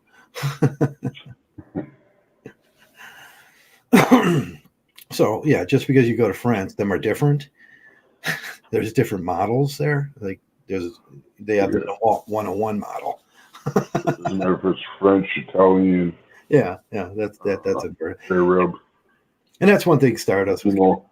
he was laughing about today, that in his earlier days he would suggest, yeah, you try that, but now he like laughs like, yeah, the models over there are superior models. No, it's like, no, they're all the same. Yeah. That's so, Like it's just a matter of time. yeah, it's just a matter of time. Like we know about that. Like Yeah. what's called the grandfather rule. Yeah, there is this strange brand of the what do you call those expatriates that Oh, the expats, yeah. the expats that they totally believe in that I'm going to go to a country of a third world country, and of course it's going to be different in a third world country. That's something that's going to be better there, and I mean, who is Ohio Dan? He brought his ex back he expatriated, brought one back, and guess what she did? God. Yeah, guess what she did? God. It's like, don't take a girl to France, you know? Oh, jeez. Yeah, and she's going to get her citizenship. And I was like, oh, no, that's not going to work, because they're going to tell her, they're going to explain the domestic violence laws around here. And the first time you raise your voice to her, she's going to be like, he was so cruel to me. And then they're going to pile on gifts and benefits from that point. Yeah. The bait and switch. Yeah, Joey's like, That was a big mistake that he did there. yeah. Now I see a lot of guys. Most of those relationships with the expats leave, and then they try to bring them back to here. It's like, oh yeah, that's gonna work. Who is that? We were just talking about him last time in the open forum. Elliot Rogers' parents. It's like, yeah, that's what he did. His father did that, and he went over and he got himself a Ling, one named Ling. Ling. She had like the same name twice, and he brought her back. Children. Yeah, had some children. You know, it's like she gave birth to Elliot Rogers. She gave birth to Elliot Rogers, then left. She laid an egg like that. And look how that turned out. Yeah, look at that egg. Like, actually, I'm not being like rude or anything like that, but like, trust me, it is a sad story. Yeah, it is a sad story. It's a rather sad story all the way around, and I try to empathize with even Elliot. He didn't have correct information to go on. Did he? No, he didn't. No, he was a product of the information that was fed to him. I mean, a lot of people argue blank slate, but it just makes sense. It just makes sense that if he was, I mean, if he was raised differently, people aren't born like that. Yeah, because like if you had the chance to like at least talk to guys like us. Yeah, if you had maybe things would have been a little bit different. Yeah, his outlook would have been different. He would have lost that entitlement, and he was, oh, women don't have to sleep with me. No, but in that you can sleep with as many as you want. It's your choice, your body, your choice. There's, but men often get, and I think he was with that cognitive dissonance with okay, we have to find a girl that's monogamous, and then once he realizes out in this liberal world that they don't have to be monogamous, and actually the states and the governments are promoting a form of polyandry, which is, for women, you can go from one partner to the next. It all becomes very cognitively confusing. You mean polygamy? Polygamy. Polyandry for girls, polygamy for men. Oh, okay. Yeah. Yeah, the state says that's okay. A baby mama can have 4 or 5 husbands, but a man probably he's going to be held to that responsibility of that first family. Yeah, well, because that's why the like single baby mamas, they could continue. Right, they can having relationships, whereas if it was a guy who had a child, then his chances are almost zero. Yeah, no, in that situation, the new male has no responsibility for the existing family. So he doesn't relieve the old male of the duty, but you get his couch. And you get his couch. And whatever else is in the house, you get to like eat his food and get his couch. You get him as a half provider to the family. That's slavery. You get a slave. Yeah, so, but that's all based on the you could say polygamy, the polyandric society we've developed in. And now I went over that a lot with the two tenets of barbarism in the Civil War. That's how we got to this point. There was some faulty ideas about polygamy and monogamy that were argued. We didn't fight over those ideas. They legislated them, but we fought over the slavery idea. But they legislated the two tenets of barbarism in the Civil War, and that's how we got to where we're at now. But then again, it's like some of the stuff I've always looking into. It wasn't just about slavery or there was human machinery. There was industrial era that was coming up, and that changed everything. There was farming needs, and at that time there was ammonium nitrate that was being made. It was a new burgeoning ammonium nitrate where now you can fertilize crops with artificial nitrates. And we can have more people on this planet now. So everything was expanding. That was the great expansion about that time because of ammonium nitrate and farming machinery. So there was a lot that went into it, but some of the decisions we made were we picked Christianity over Mormonism.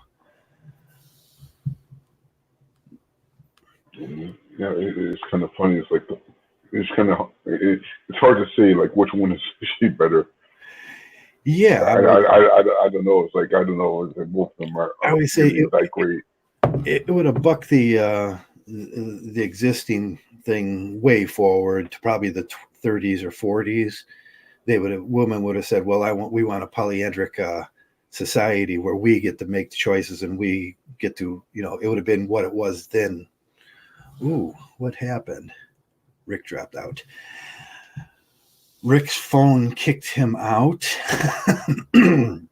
But a lot of decisions, and those are the decisions that have to be kind of made now too.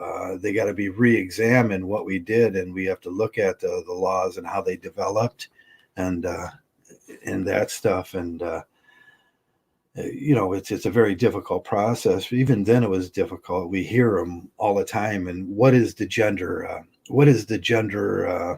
dynamics argument now? Where did that come from? How did it develop? And all those things. And people don't want to think about those things. That's why this is such a unique thing that we do. We're open-minded, willingness to talk about things that are uncomfortable. Claire invaded Rick's phone. Yes, Rick is no longer in the phone. Yes, the entire Anapoda company, they pay my bills for as long as I solve their problems. Garchamp. Hello, Garchamp. Haven't seen you around for a while. RP's coming back, and I just have to add him back. Yeah. Sorry, I pressed something on my phone, which is right now. Oh, you hung yourself up. I do that once in a while. You remember the old, we still have it in the Hangout section. Mm-hmm. Like if you accidentally press that little red button there, it just ended everything. Yeah. Sorry, my bad. I'm getting old. Like hands free. I'm going hands free because I'm going to press that button. I'm like a little kid with buttons, what's that button do? I just touched something I shouldn't have. I think. Yeah, sometimes what I used to do is I'd accidentally put my cursor over the red dot, and then I would hit the enter. Hit the enter. Yeah, because that'll be the thing is.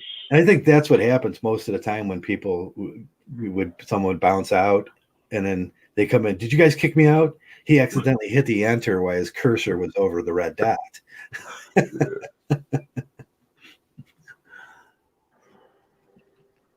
I figured that one out because I seen it happen to somebody on an obscure podcast that I was in, and it was like on StreamYards.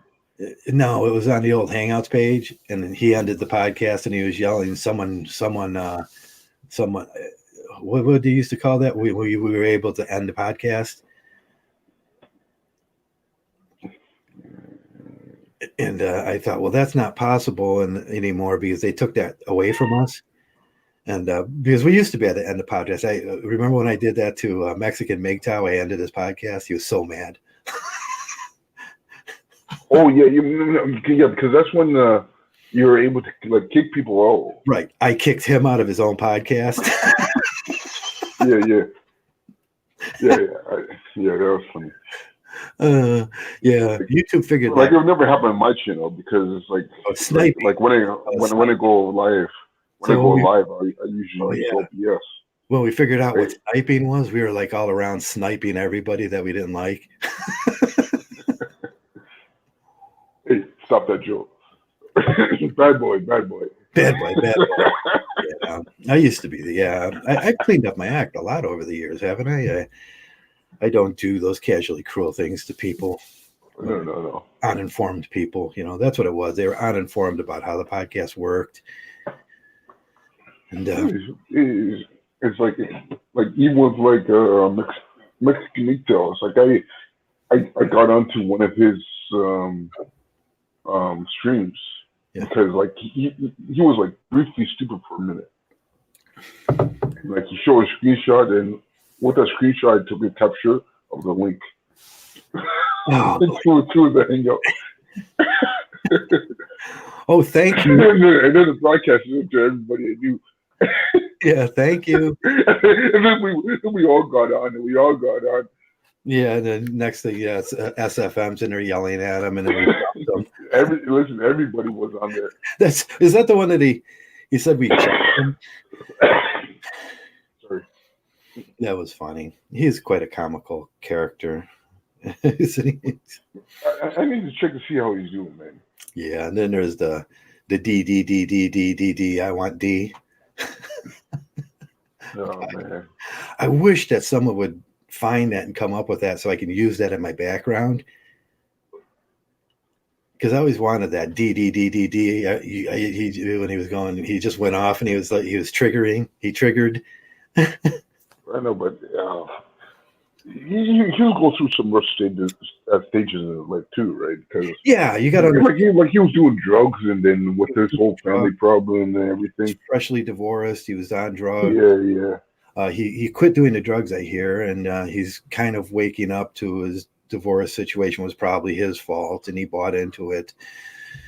And I expect that even guys, this goes back to the subject of linear MGTOW. I expect that even guys that are harshly against the MGTOW and fought head and tail, they fought with us for years, they will eventually get it.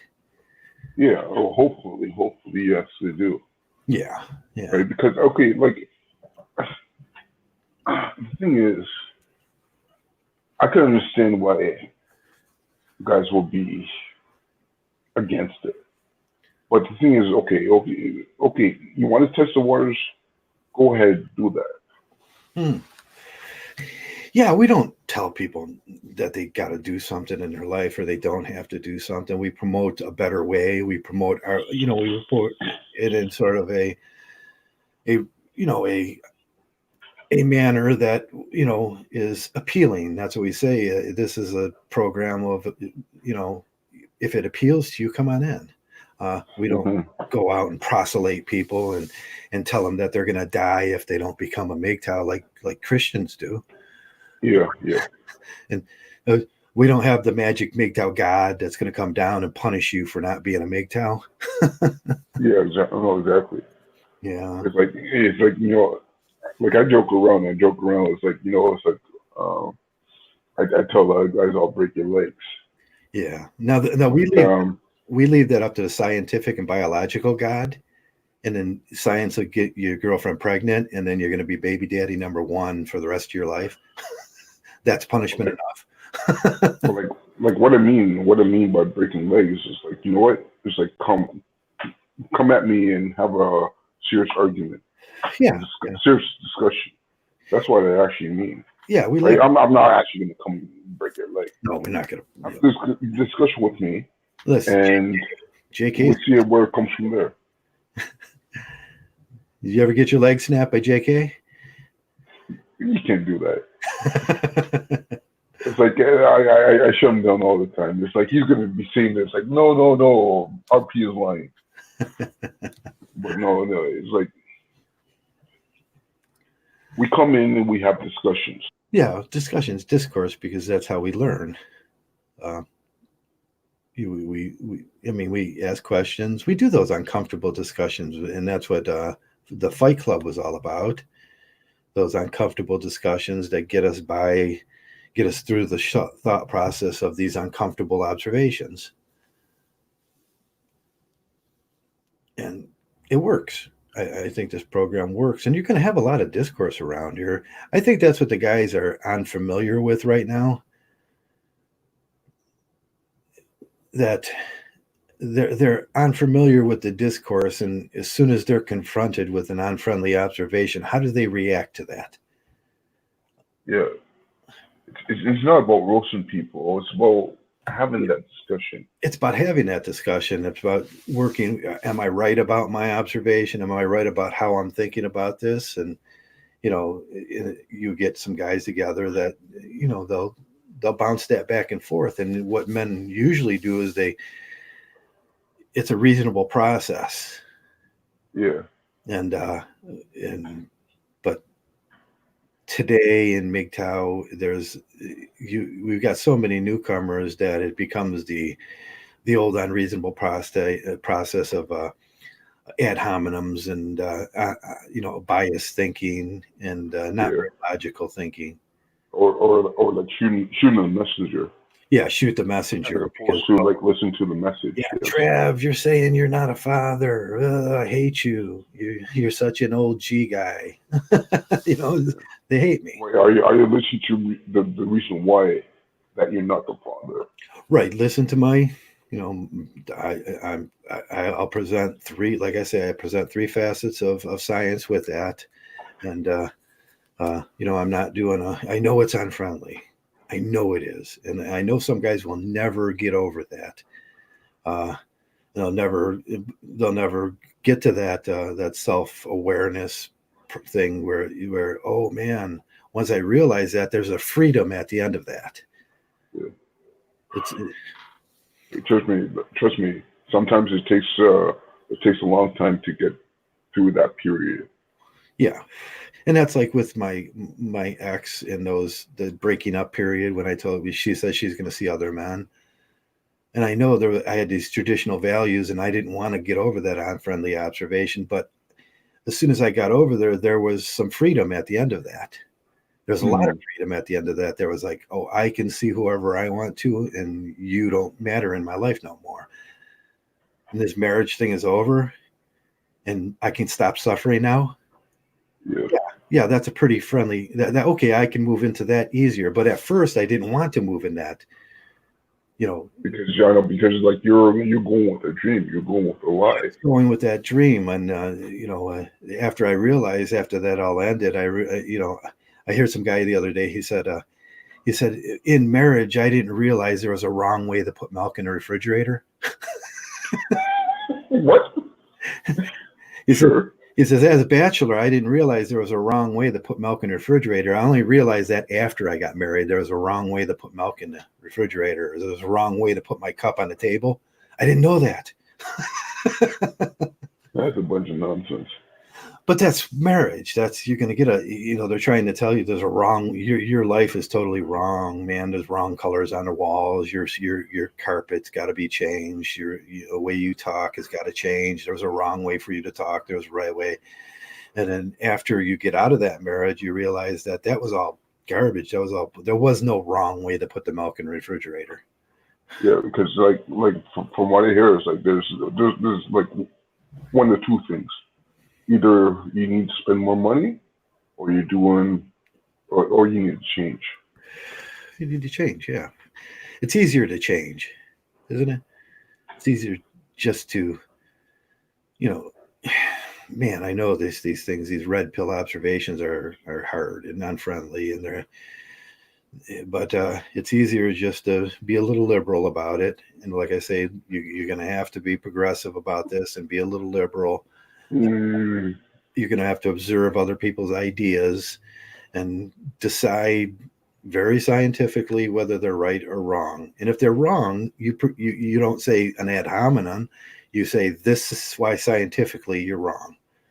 but I think what you're saying is like more libertarian than liberal or leftist. There's three ways you can use liberal, and I want to put that out there. You can be libertine in your mannerisms. That's libertine as your sexual libertine, like Sade. Sade was libertine. Liberal is just understanding other people's ideas and being courteous enough to understand that you might be wrong and they might be. There's nothing wrong with that. Libertarians are on the other side, are they have conservative values, conservative ideas, and they're more objectivists. But that's a social construct too. It doesn't examine the human condition.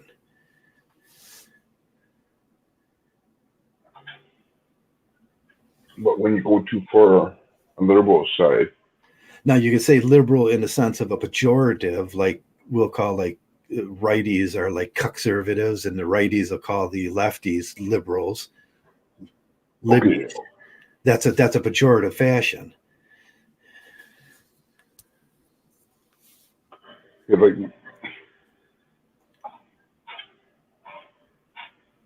both sides aren't going to benefit. No, both sides are wrong, and both sides are not. They're not going to benefit anybody in And it's the like long run. I explained that on the left side, there's convenient traditionalism, which makes them hypocrites. And then on the right side, there's a convenient cucking, like, don't look at us cucking. Let's just make some cuck-servatives. And there's a lot of hypocrisy on both sides. In the middle MGTOW and the more centrist MGTOW, we're liberal in the sense of like we're liberal and progressive in the sense that I'm going to listen to your and I'm going to decide whether you're right or wrong based on scientific observations. And then with my opinions, I will just learn more, and that's being very liberal. And then as progressivism goes in MGTOW, it's like not wanting marriage, not wanting to get married, not believing in a marriage. That's very progressive thinking. I mean, we are at the cutting edge of progressivism in MGTOW. So these progressives saying they're progressives, they're not even half as progressive as us. I mean, they fail in comparison to MGTOW, but they'll call us extremists. And that's them not being liberal. So at that point, are they in a conservative bias? Yes.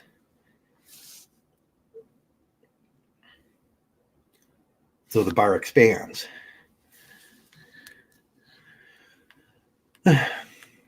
But we get a lot of people that can't see that rationally. There's a lot of political posturing.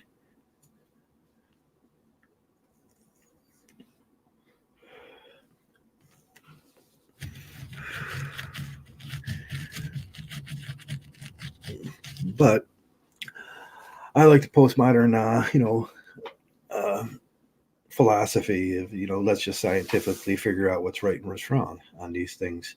I think I did lose Rick. And we are gods. Yeah. If you read Camus, yes, put that up. Yes, and we are gods. If you read Camus, like I do in the morning with my coffee, it's like I don't disregard other people's rights to believe in what they want to believe in. They have the right in America to do that. And I'll give it 2 minutes every morning while I drink my coffee, and I'll say, okay. But after that, I have to do things in my life. I have to fulfill my needs. I have to take care of things. I have to do everything. In that sense, I have to sit in the God chair and do that. It's my way of living. And that's what Camus would say about, we are gods, because all that prayer and all that wishing is not going to put a loaf of bread on this table here. It's not going to do it. I know they have their stories about Manta being delivered from heaven, but unless I live in the Sinai desert and during the spring period, that's not going to happen either. Tradcons are corny if they're self-entitled brats. Yeah, yes. Traditional conservatism is basically what got most of us into our mess. I mean, we believed in those pipe dreams and those, like I said, that house from the outside, from a distance, looked beautiful. And then once you got into that house, you realized as a man that you had no business there. But men like to suffer too. They'll suffer for that.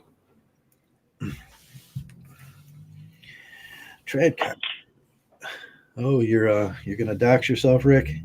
I don't know what's happening here. Yeah, your phone just came on, and you might want to. Okay, well, yeah, I see that. You can point it away or lay it down. Yeah. Or turn the camera off. But your cameras, you go back to your settings, and you can turn your camera on and off from your cam mic setting right down at the bottom of the page. There you go. I should have told you, hit the red button. I can still see you. Yeah. Now you see my hand. I can see your hand. Oh, yeah. Now you see my hand. Yeah, I can see your hand. Now you can't see nothing. No, nothing. Yeah. This is fucking technology, man. Yeah, technology. Wow. Yeah. You gotta watch it with some. My Samsung would just turn on, and some of the guys figured out how to turn it on while when I wasn't in a hangout. Oh yeah, I know. You listen. Yeah, that was actually possible back with the hangouts and everything too, right? Yeah. We turn on somebody else's camera. You could turn on their phone, and you could turn on their. That was the first thing we figured out how to do. Was like if they didn't want to dox themselves, and they're on a phone with the phone sitting in front of them, like, okay, I'm going to turn on your. I can turn on your camera. Shining told me how to do that.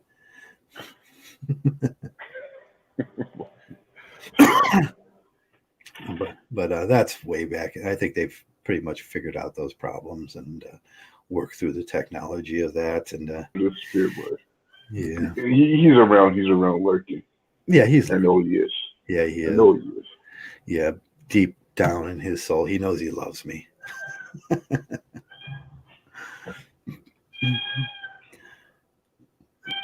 So, what is your cat's name? The one that's not with me right now, or yeah, the one that's meowing in the background. That's not my cat. Oh, that's a kid. Is that a kid outside? No, that is not my cat. Oh, that's not your cat. No, that's a random. No, my cat. I had to give away because of this cat. Oh, so whose cat is that? What? Roommates. Oh, your roommate's cat. Okay, and that's Mr. Whiskers. Mrs. Whiskers. My cat was Rampage, and they kind of clashed. Yeah. Oh, that's sad. Ricky had to get rid of Rampage for. To get rid of Rampage. Okay. Oh, yeah, that's sad.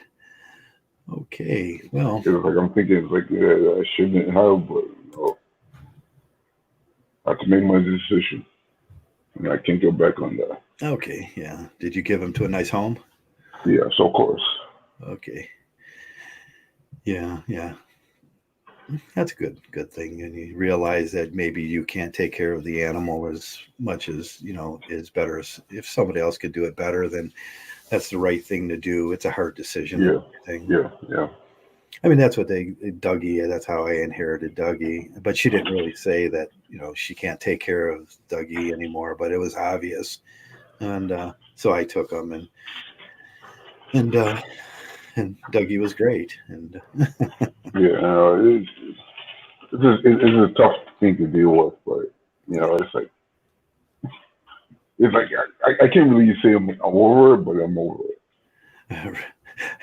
Misanthrope says Rick is angry. You are a communist hippie, Joe. No. I'm very liberal. No. I'm liberal. I think this and Mrs. Tropic Zombie, is that the right name? Maybe he should come on and talk for his own self, because he's trying to talk for me. Yeah, he's putting words in your mouth. No, I Yeah. understand that there's a lot of MGTOWs that have conservative biases still, and they think that MGTOW is about politics, and No, it's not. it's not It about. never has been. And it never has been. And me being a liberal hippie has nothing to do with MGTOW. And as a matter of fact, my MGTOW, being a liberal hippie, is just as valid as anybody else's MGTOW. Yes. It's in some cases more valid. I mean, I had a guy once tell me, "Oh, if you don't vote for Trump or you don't do that conservative thing, then you can't be a MGTOW." I was like, "What are you, stupid?" It must be. It's like, listen, I'm going to vote for Trump if I'm Canadian. Yeah, it's like I'll vote for whoever I want. When I'll decide when I get to that voting booth, and it'll be my decision. I'll weigh up all the facts and vote in my interest. But he was just really. It was during that big entryism push from the alt-right, and we still haven't shed that. That whole thing. We got. We will never get rid of the image. Yeah, we have to. The thing is, like, that's not like what we're all about, though. Yeah, that's not what we're about. That we have to get back to a more balanced MGTOW where you're making good scientific decisions. Not exactly.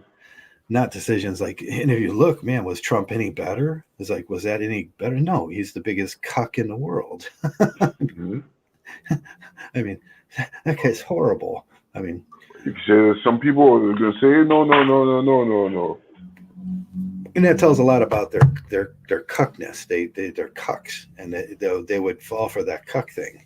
It's like that's all they really want, and they think that's MGTOW, and that's not. MGTOW is like anti-cuck. Like they're how the fuck? Actually, sorry, excuse my language, sorry. Okay. But like they're trying to say, okay, a certain government in power, right, could represent MGTOW. Yeah, is that going to represent MGTOW? Please explain. But no. But there's no way that's going to happen. Yeah, the same thing. We already know this. Yeah, right? the same thing that's always going to happen. They're not going to represent MGTOW, and they're going to make decisions basically that won't assist the MRA like they promised to. And I don't even know if they did promise, or right now it was just all hyperbole. Yeah. That somehow something was going to change for MRAs and MGTOWs because he was going to bring back this traditionalism. Well, that was a lie. Look at the closest person who actually tried to run for a government position, Mr. Steve Hoka, the legend. Yeah, Steve Hoka. Now, I believe that his decisions, if he was elected, would reflect his values, and he would, try to bring in more of an equal right for men in society if we elect Steve, or if there was a MGTOW, but there is no MGTOW candidate for president. No, none. I mean, you could look through the whole range of them, and that's what I say. Even on the left, where it's more liberal, they're still going to become when confronted with MGTOW, they're going to become conservative. And it's just then they're hypocritical. Yeah, so it's like the same thing over and over again. Yeah, that's an extended goalpost. They're extending the goalpost out farther. Like, you guys are way, way, way progressive. That means you're extremists. Huh. See how Yeah. they do that? It's like, Yeah. just because you don't like an unfriendly observation, that it just happens to be true. And men are the second men and boys. That's the second sexism against men and boys. But they won't. Oh no, we have to carry the party line, to feminism. It's like, but there's another sexism, and it's sexism against men and boys. Why don't we talk about that? That's extremism. Or they won't. They They won't. won't because the very Yeah. tenets of feminism Convenient is conservative. that very tenets of feminism is that it's application for women. Yeah, it's an application for women to think independently. And I don't argue feminism. I want them all to have better jobs. I want them all to take care of their children. I want them all to be able to enjoy in life what men enjoy. But I don't want them to have slaves in us. Yeah, so Nobody gets a slave. so they already reached a point, and they're actually going further than that. Right. They want to hold on to that. They want males to hold on to that traditional role while they disregard their traditional role. So it's an unbalanced thing, what Yeah, they want. and then they get mad at us for And they get mad. just walking away. Right. Yeah. They like as soon as that's MGTOW's job is to explain that I don't want to hold on to my traditional roles either if you don't want to do yours. I mean, that's religious garbage, and I don't believe in it, and I don't believe I'm a father. And it's like, if you want to buy some sperm or have a baby, that's 100% on you. Yeah, I'm 100%. not a Yes. father. And just because you have the ability to steal sperm or trick me and have a baby with another man and say it's Which should be a criminal charge, by the way. could be a criminal charge because that's fraud, and if because they have the ability to do that doesn't make it right.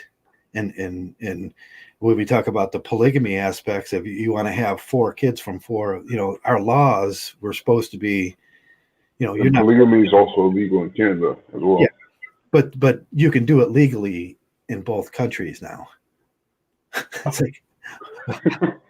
like and men still have to take on that traditional role. Well, screw that. No, I'm not a father. I'll say that every time. No, before, and that's what I told Hammerhand today when I did have my little children. I was a responsible father. I found the ways and means to take care of my children and everything. But that was then, and this is now. Mm-hmm. It's the linear temporal MGTOW. And at that point, I didn't know what to do. I just had to, or else I was going to go to jail, or they were going to. I assumed that they were going to put me in jail. And I was forced by my government into a slavery position. And that's the hardest thing when you realize that, when you get into the MGTOW, that you get mad. Because you don't have that choice. I don't have a you choice. You actually never had that choice. Yeah, I have to be a slave? And they're telling, yeah. And I thought we fought for that. Oh, wait a second. That other tenet of barbarism that we fought for in the Civil War, you lied about that too. Yeah. So you're lying about the whole thing. And I say, you should, if there is a God and if there is hell, you should all burn in hell for that because you're all lying. And they're going to say no to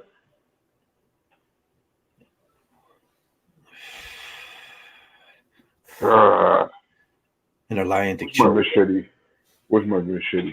Yeah, where's your machete? No. Someday, a lot of people will wake up to that aspect that, it's just a new slavery. The new slavery looks like the old slavery, and they lied to you.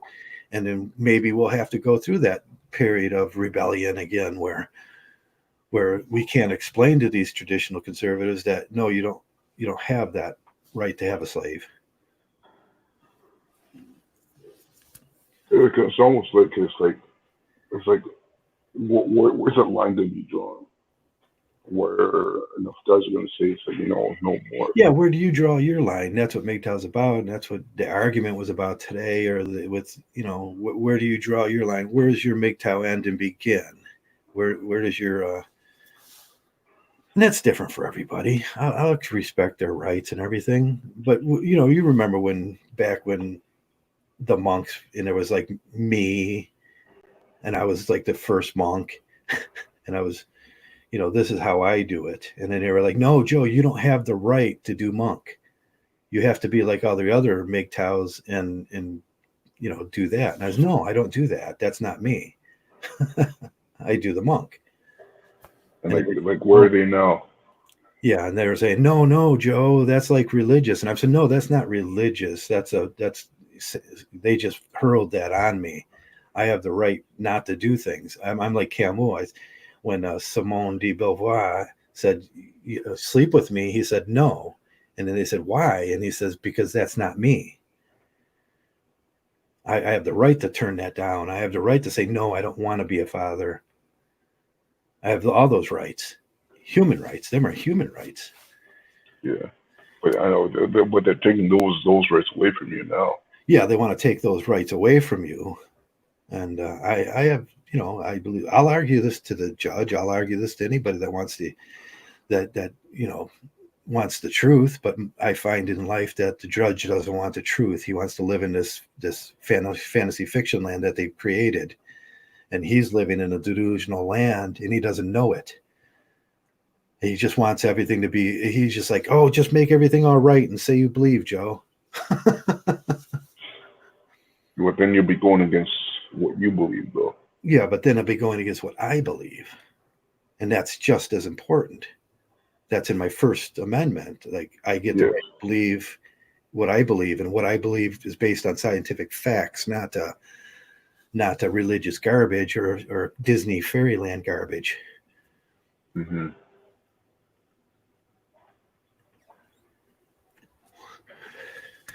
But them are hard concepts, and I know the judges and the lawyers all, oh, these MGTOWs, and they're so extremists. They want to hurt everybody. Ooh, no, I don't. I want to be left alone. Yeah, listen, I was just about to say the same thing. Opposite of hurting someone. I want to be left alone. You know how you could bother me? You know how you will get hurt? If you don't leave me alone. Yes. But that's the thing that it's just like, this is what we're fighting for, though. Yeah. Just to be left alone. Don't bother us anymore. Just to be left alone. I'm arguing right now just to be left alone. And they won't leave me alone. And they're like, they won't. No. It's like, well, who's taking the action? Who took the original action of force? They did. Yeah. I just say, hey, man, I'm walking away. I just want to be left alone. You guys are crazy. It's absurd. But they can't let you leave. No, they're like, they need you. A bunch of mean little children with sticks beating a bum. You know? And so why don't they stop doing that? And it's, well, that's just the way they think. They're just immature little children.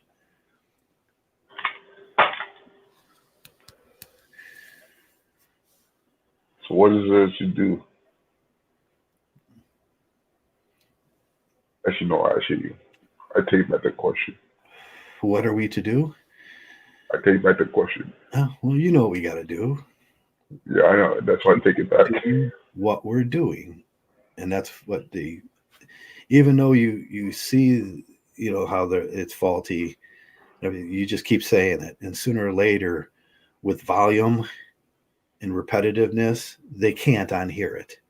And that's our job. Mm-hmm. That's what I say.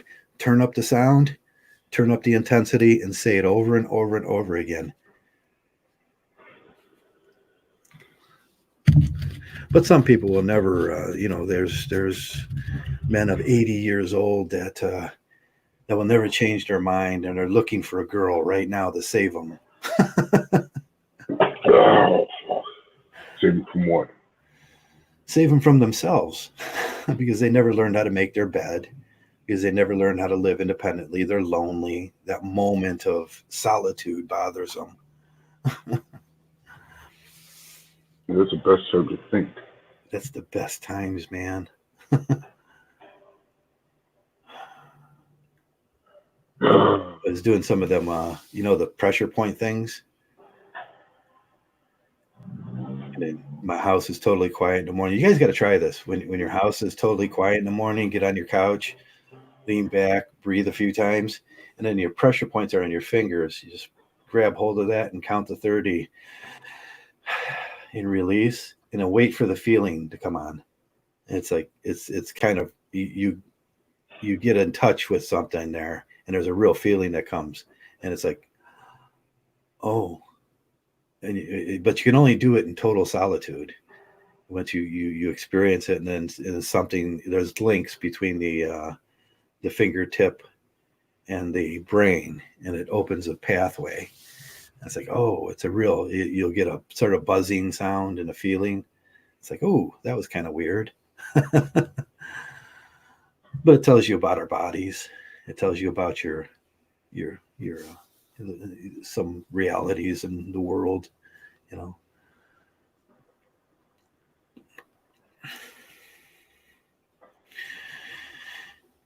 Solitude is great. So you just talk to SFM about solitude. It's like I could come home, be in a MGTOW, and I could sit down and clear my thoughts and stare off into the middle distance for a half hour. Mm-hmm. Not do nothing, just with a blank mind, resting. Sometimes I'll fall asleep. I'll be it's like, that's beautiful, man. That is the most healing you're going to get in your life right there. Yeah.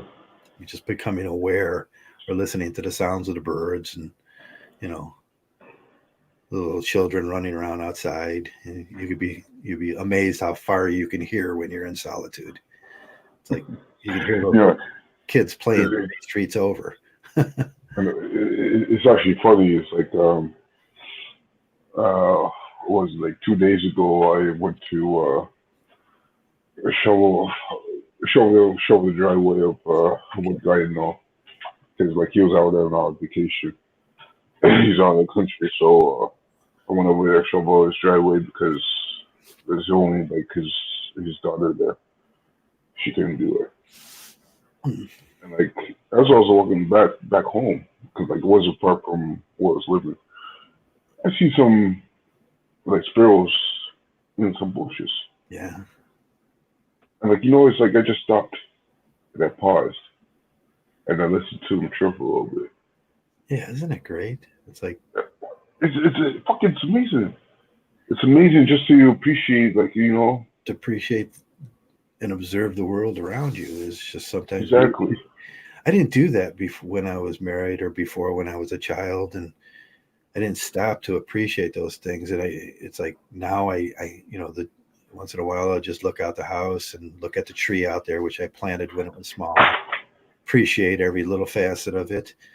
Walk out and look around. It's now I notice those things. Yeah, I noticed that where I didn't notice it before. The sounds in the neighborhood, and I just smile. Most of the time I grab my bike around that time, ride around and notice everything. And I do that when I go to the park too, especially when I go to the park. And I'm a rock hound. I like to collect rocks.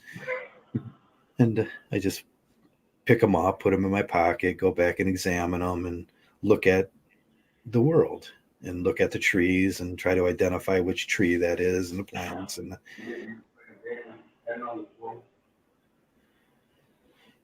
that's all good. It's not harming anybody. That's MGTOW stuff, I'm not harming anybody. I'm not, that's leave me alone.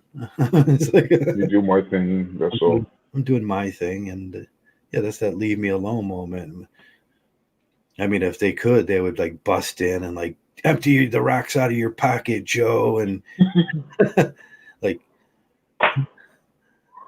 and then they'll have to use force to do that. Yeah, they'll empty my pockets, and this is the Jesus rock. Put that in my pocket, and that's the only one that matters. You believe in it. It's like, no, man, no, I don't do all them things anymore. Just leave me alone. Just leave me alone. I think they're just waiting for me to get real old. When I get decrepit, then they'll torture me, and they're like, aha.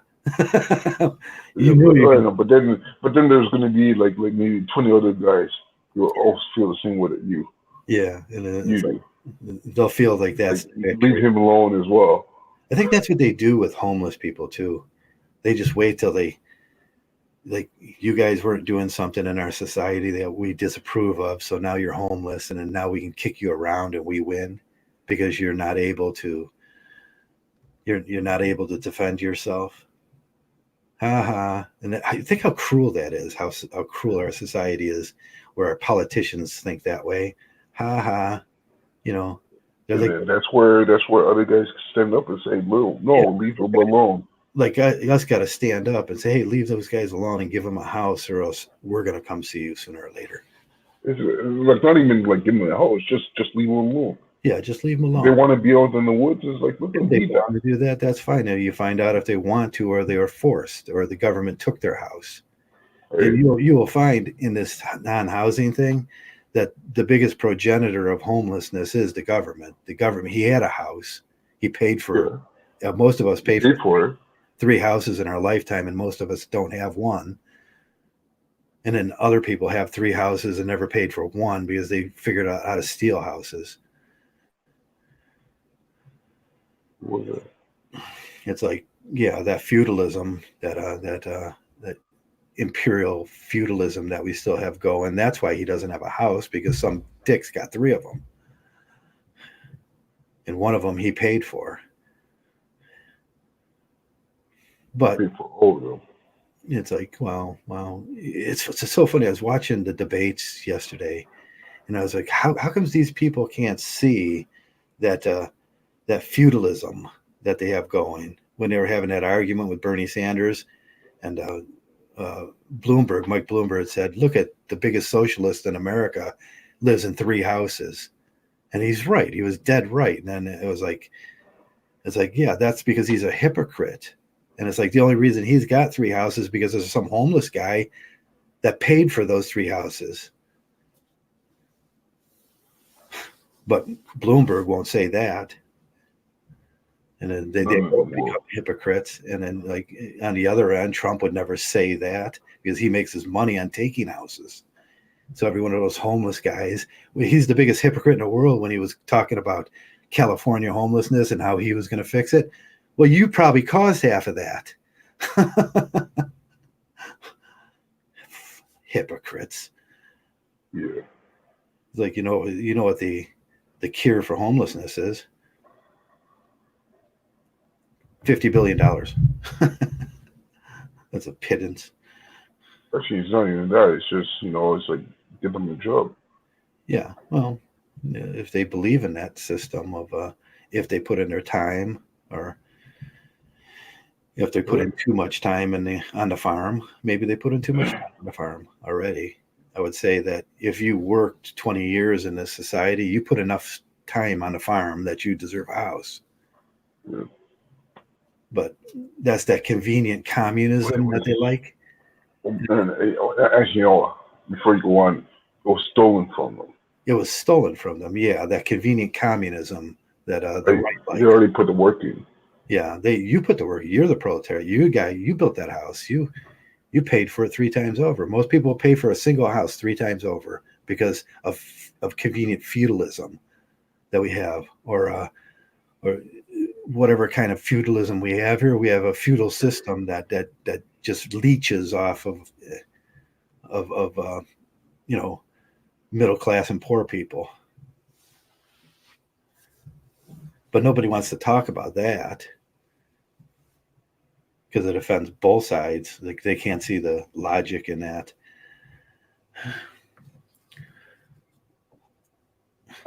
And that's another reason we need MGTOW. Someone's going to have to explain to those people.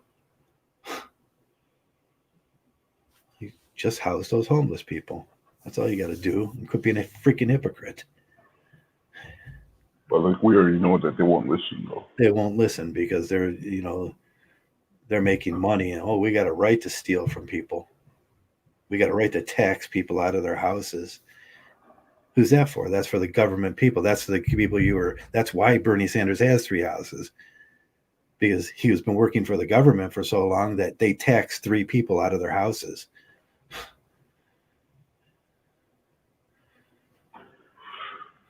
The only thing we could do is just walk away. Walk away, yeah. But you got to live somewhere. I mean, you can't live out in the cold. But So even just walk away. him, he would say, "Oh, Joe, you're an extremist." I'm an extremist, Libby. I didn't know there was such a thing. I thought he was the king socialist, but he's a convenient conservatist when he's confronted with my observations, my real life observations. Oh, he'd be like, "Oh, well, no, I'm a convenient conservative person now." That's the hypocrisy of it. Like everybody, all of them are extremists. Yeah, We're the normal people. Depending how far the bar goes, everybody becomes a hypocrite at one point.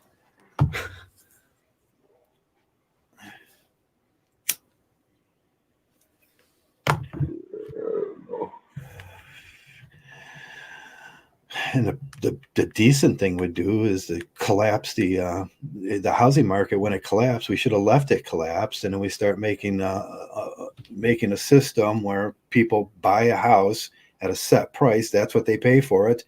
A bunch of leeches don't get the leech off that, and then that's his house forever. But instead, housing prices just skyrocketed after that too. Yeah, and that's what Obama did. That's where he becomes the epitome of hypocrisy himself, because he bailed those people out. And so like not only housing prices, just renting too. Yeah, now also skyrocketed. He held up that system of communism, that's convenient communism, and he was supposed to be the progressive guy. No, that guy wasn't progressive. You know who's progressive? Me. I'm the only one in the world. Compared to my progressivism, they all fail.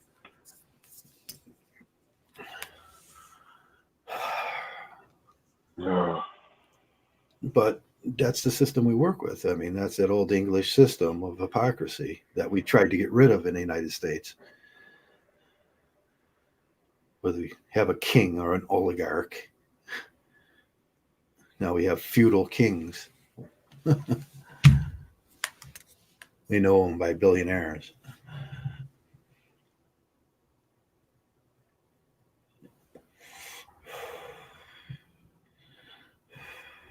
But call it turd by another name, call it anything you want. Call it a rose. It's still a turd. It still stinks. It still stinks to high heaven.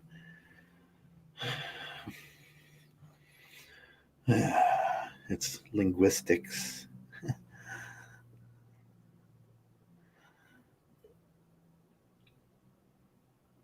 Well, we've been going 2 hours and 22 minutes.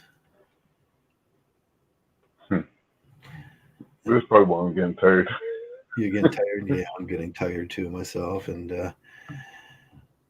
But we've talked about a lot of things, my opinions, and we talked about MGTOW. We tried to circle back to, everybody's going to have a different opinion around here. Don't sweat it. If you don't want to, it's like the remote control. YouTube is like, if you don't want to listen to this guy, turn it off. Listen to something else. Listen to something else. Listen to someone that speaks the way you want them to speak, and that's the best thing to do. And leave everybody alone, and that's it. No one's forcing you into anything. Make good decisions. And yeah. So you want to close it up? Yeah. I'm going to close this down. And you want to say anything? The only thing I want to say is it's like just keep yourself in good shape, good health. Yeah. Keep yourself out of trouble, and live your life. Live your life. Have fun. Yeah. Are you telling me what to do? No, I'm not telling you what to do. I'm just saying, just live your life, because you only got one left to live. That's the triggery millennial. Are you telling me what to do, Rick Providence? Are you the gatekeeper telling me to live my life? Okay, sure. I'm the gatekeeper. Yeah, I'm telling you. There's always going to do the best for yourself. Do the best decisions you can, and There's gonna always be some triggery person that's gonna like, hey, you telling me what to do, man? I'm not in the part of your collective. If they're against that, then you know what? Let them be.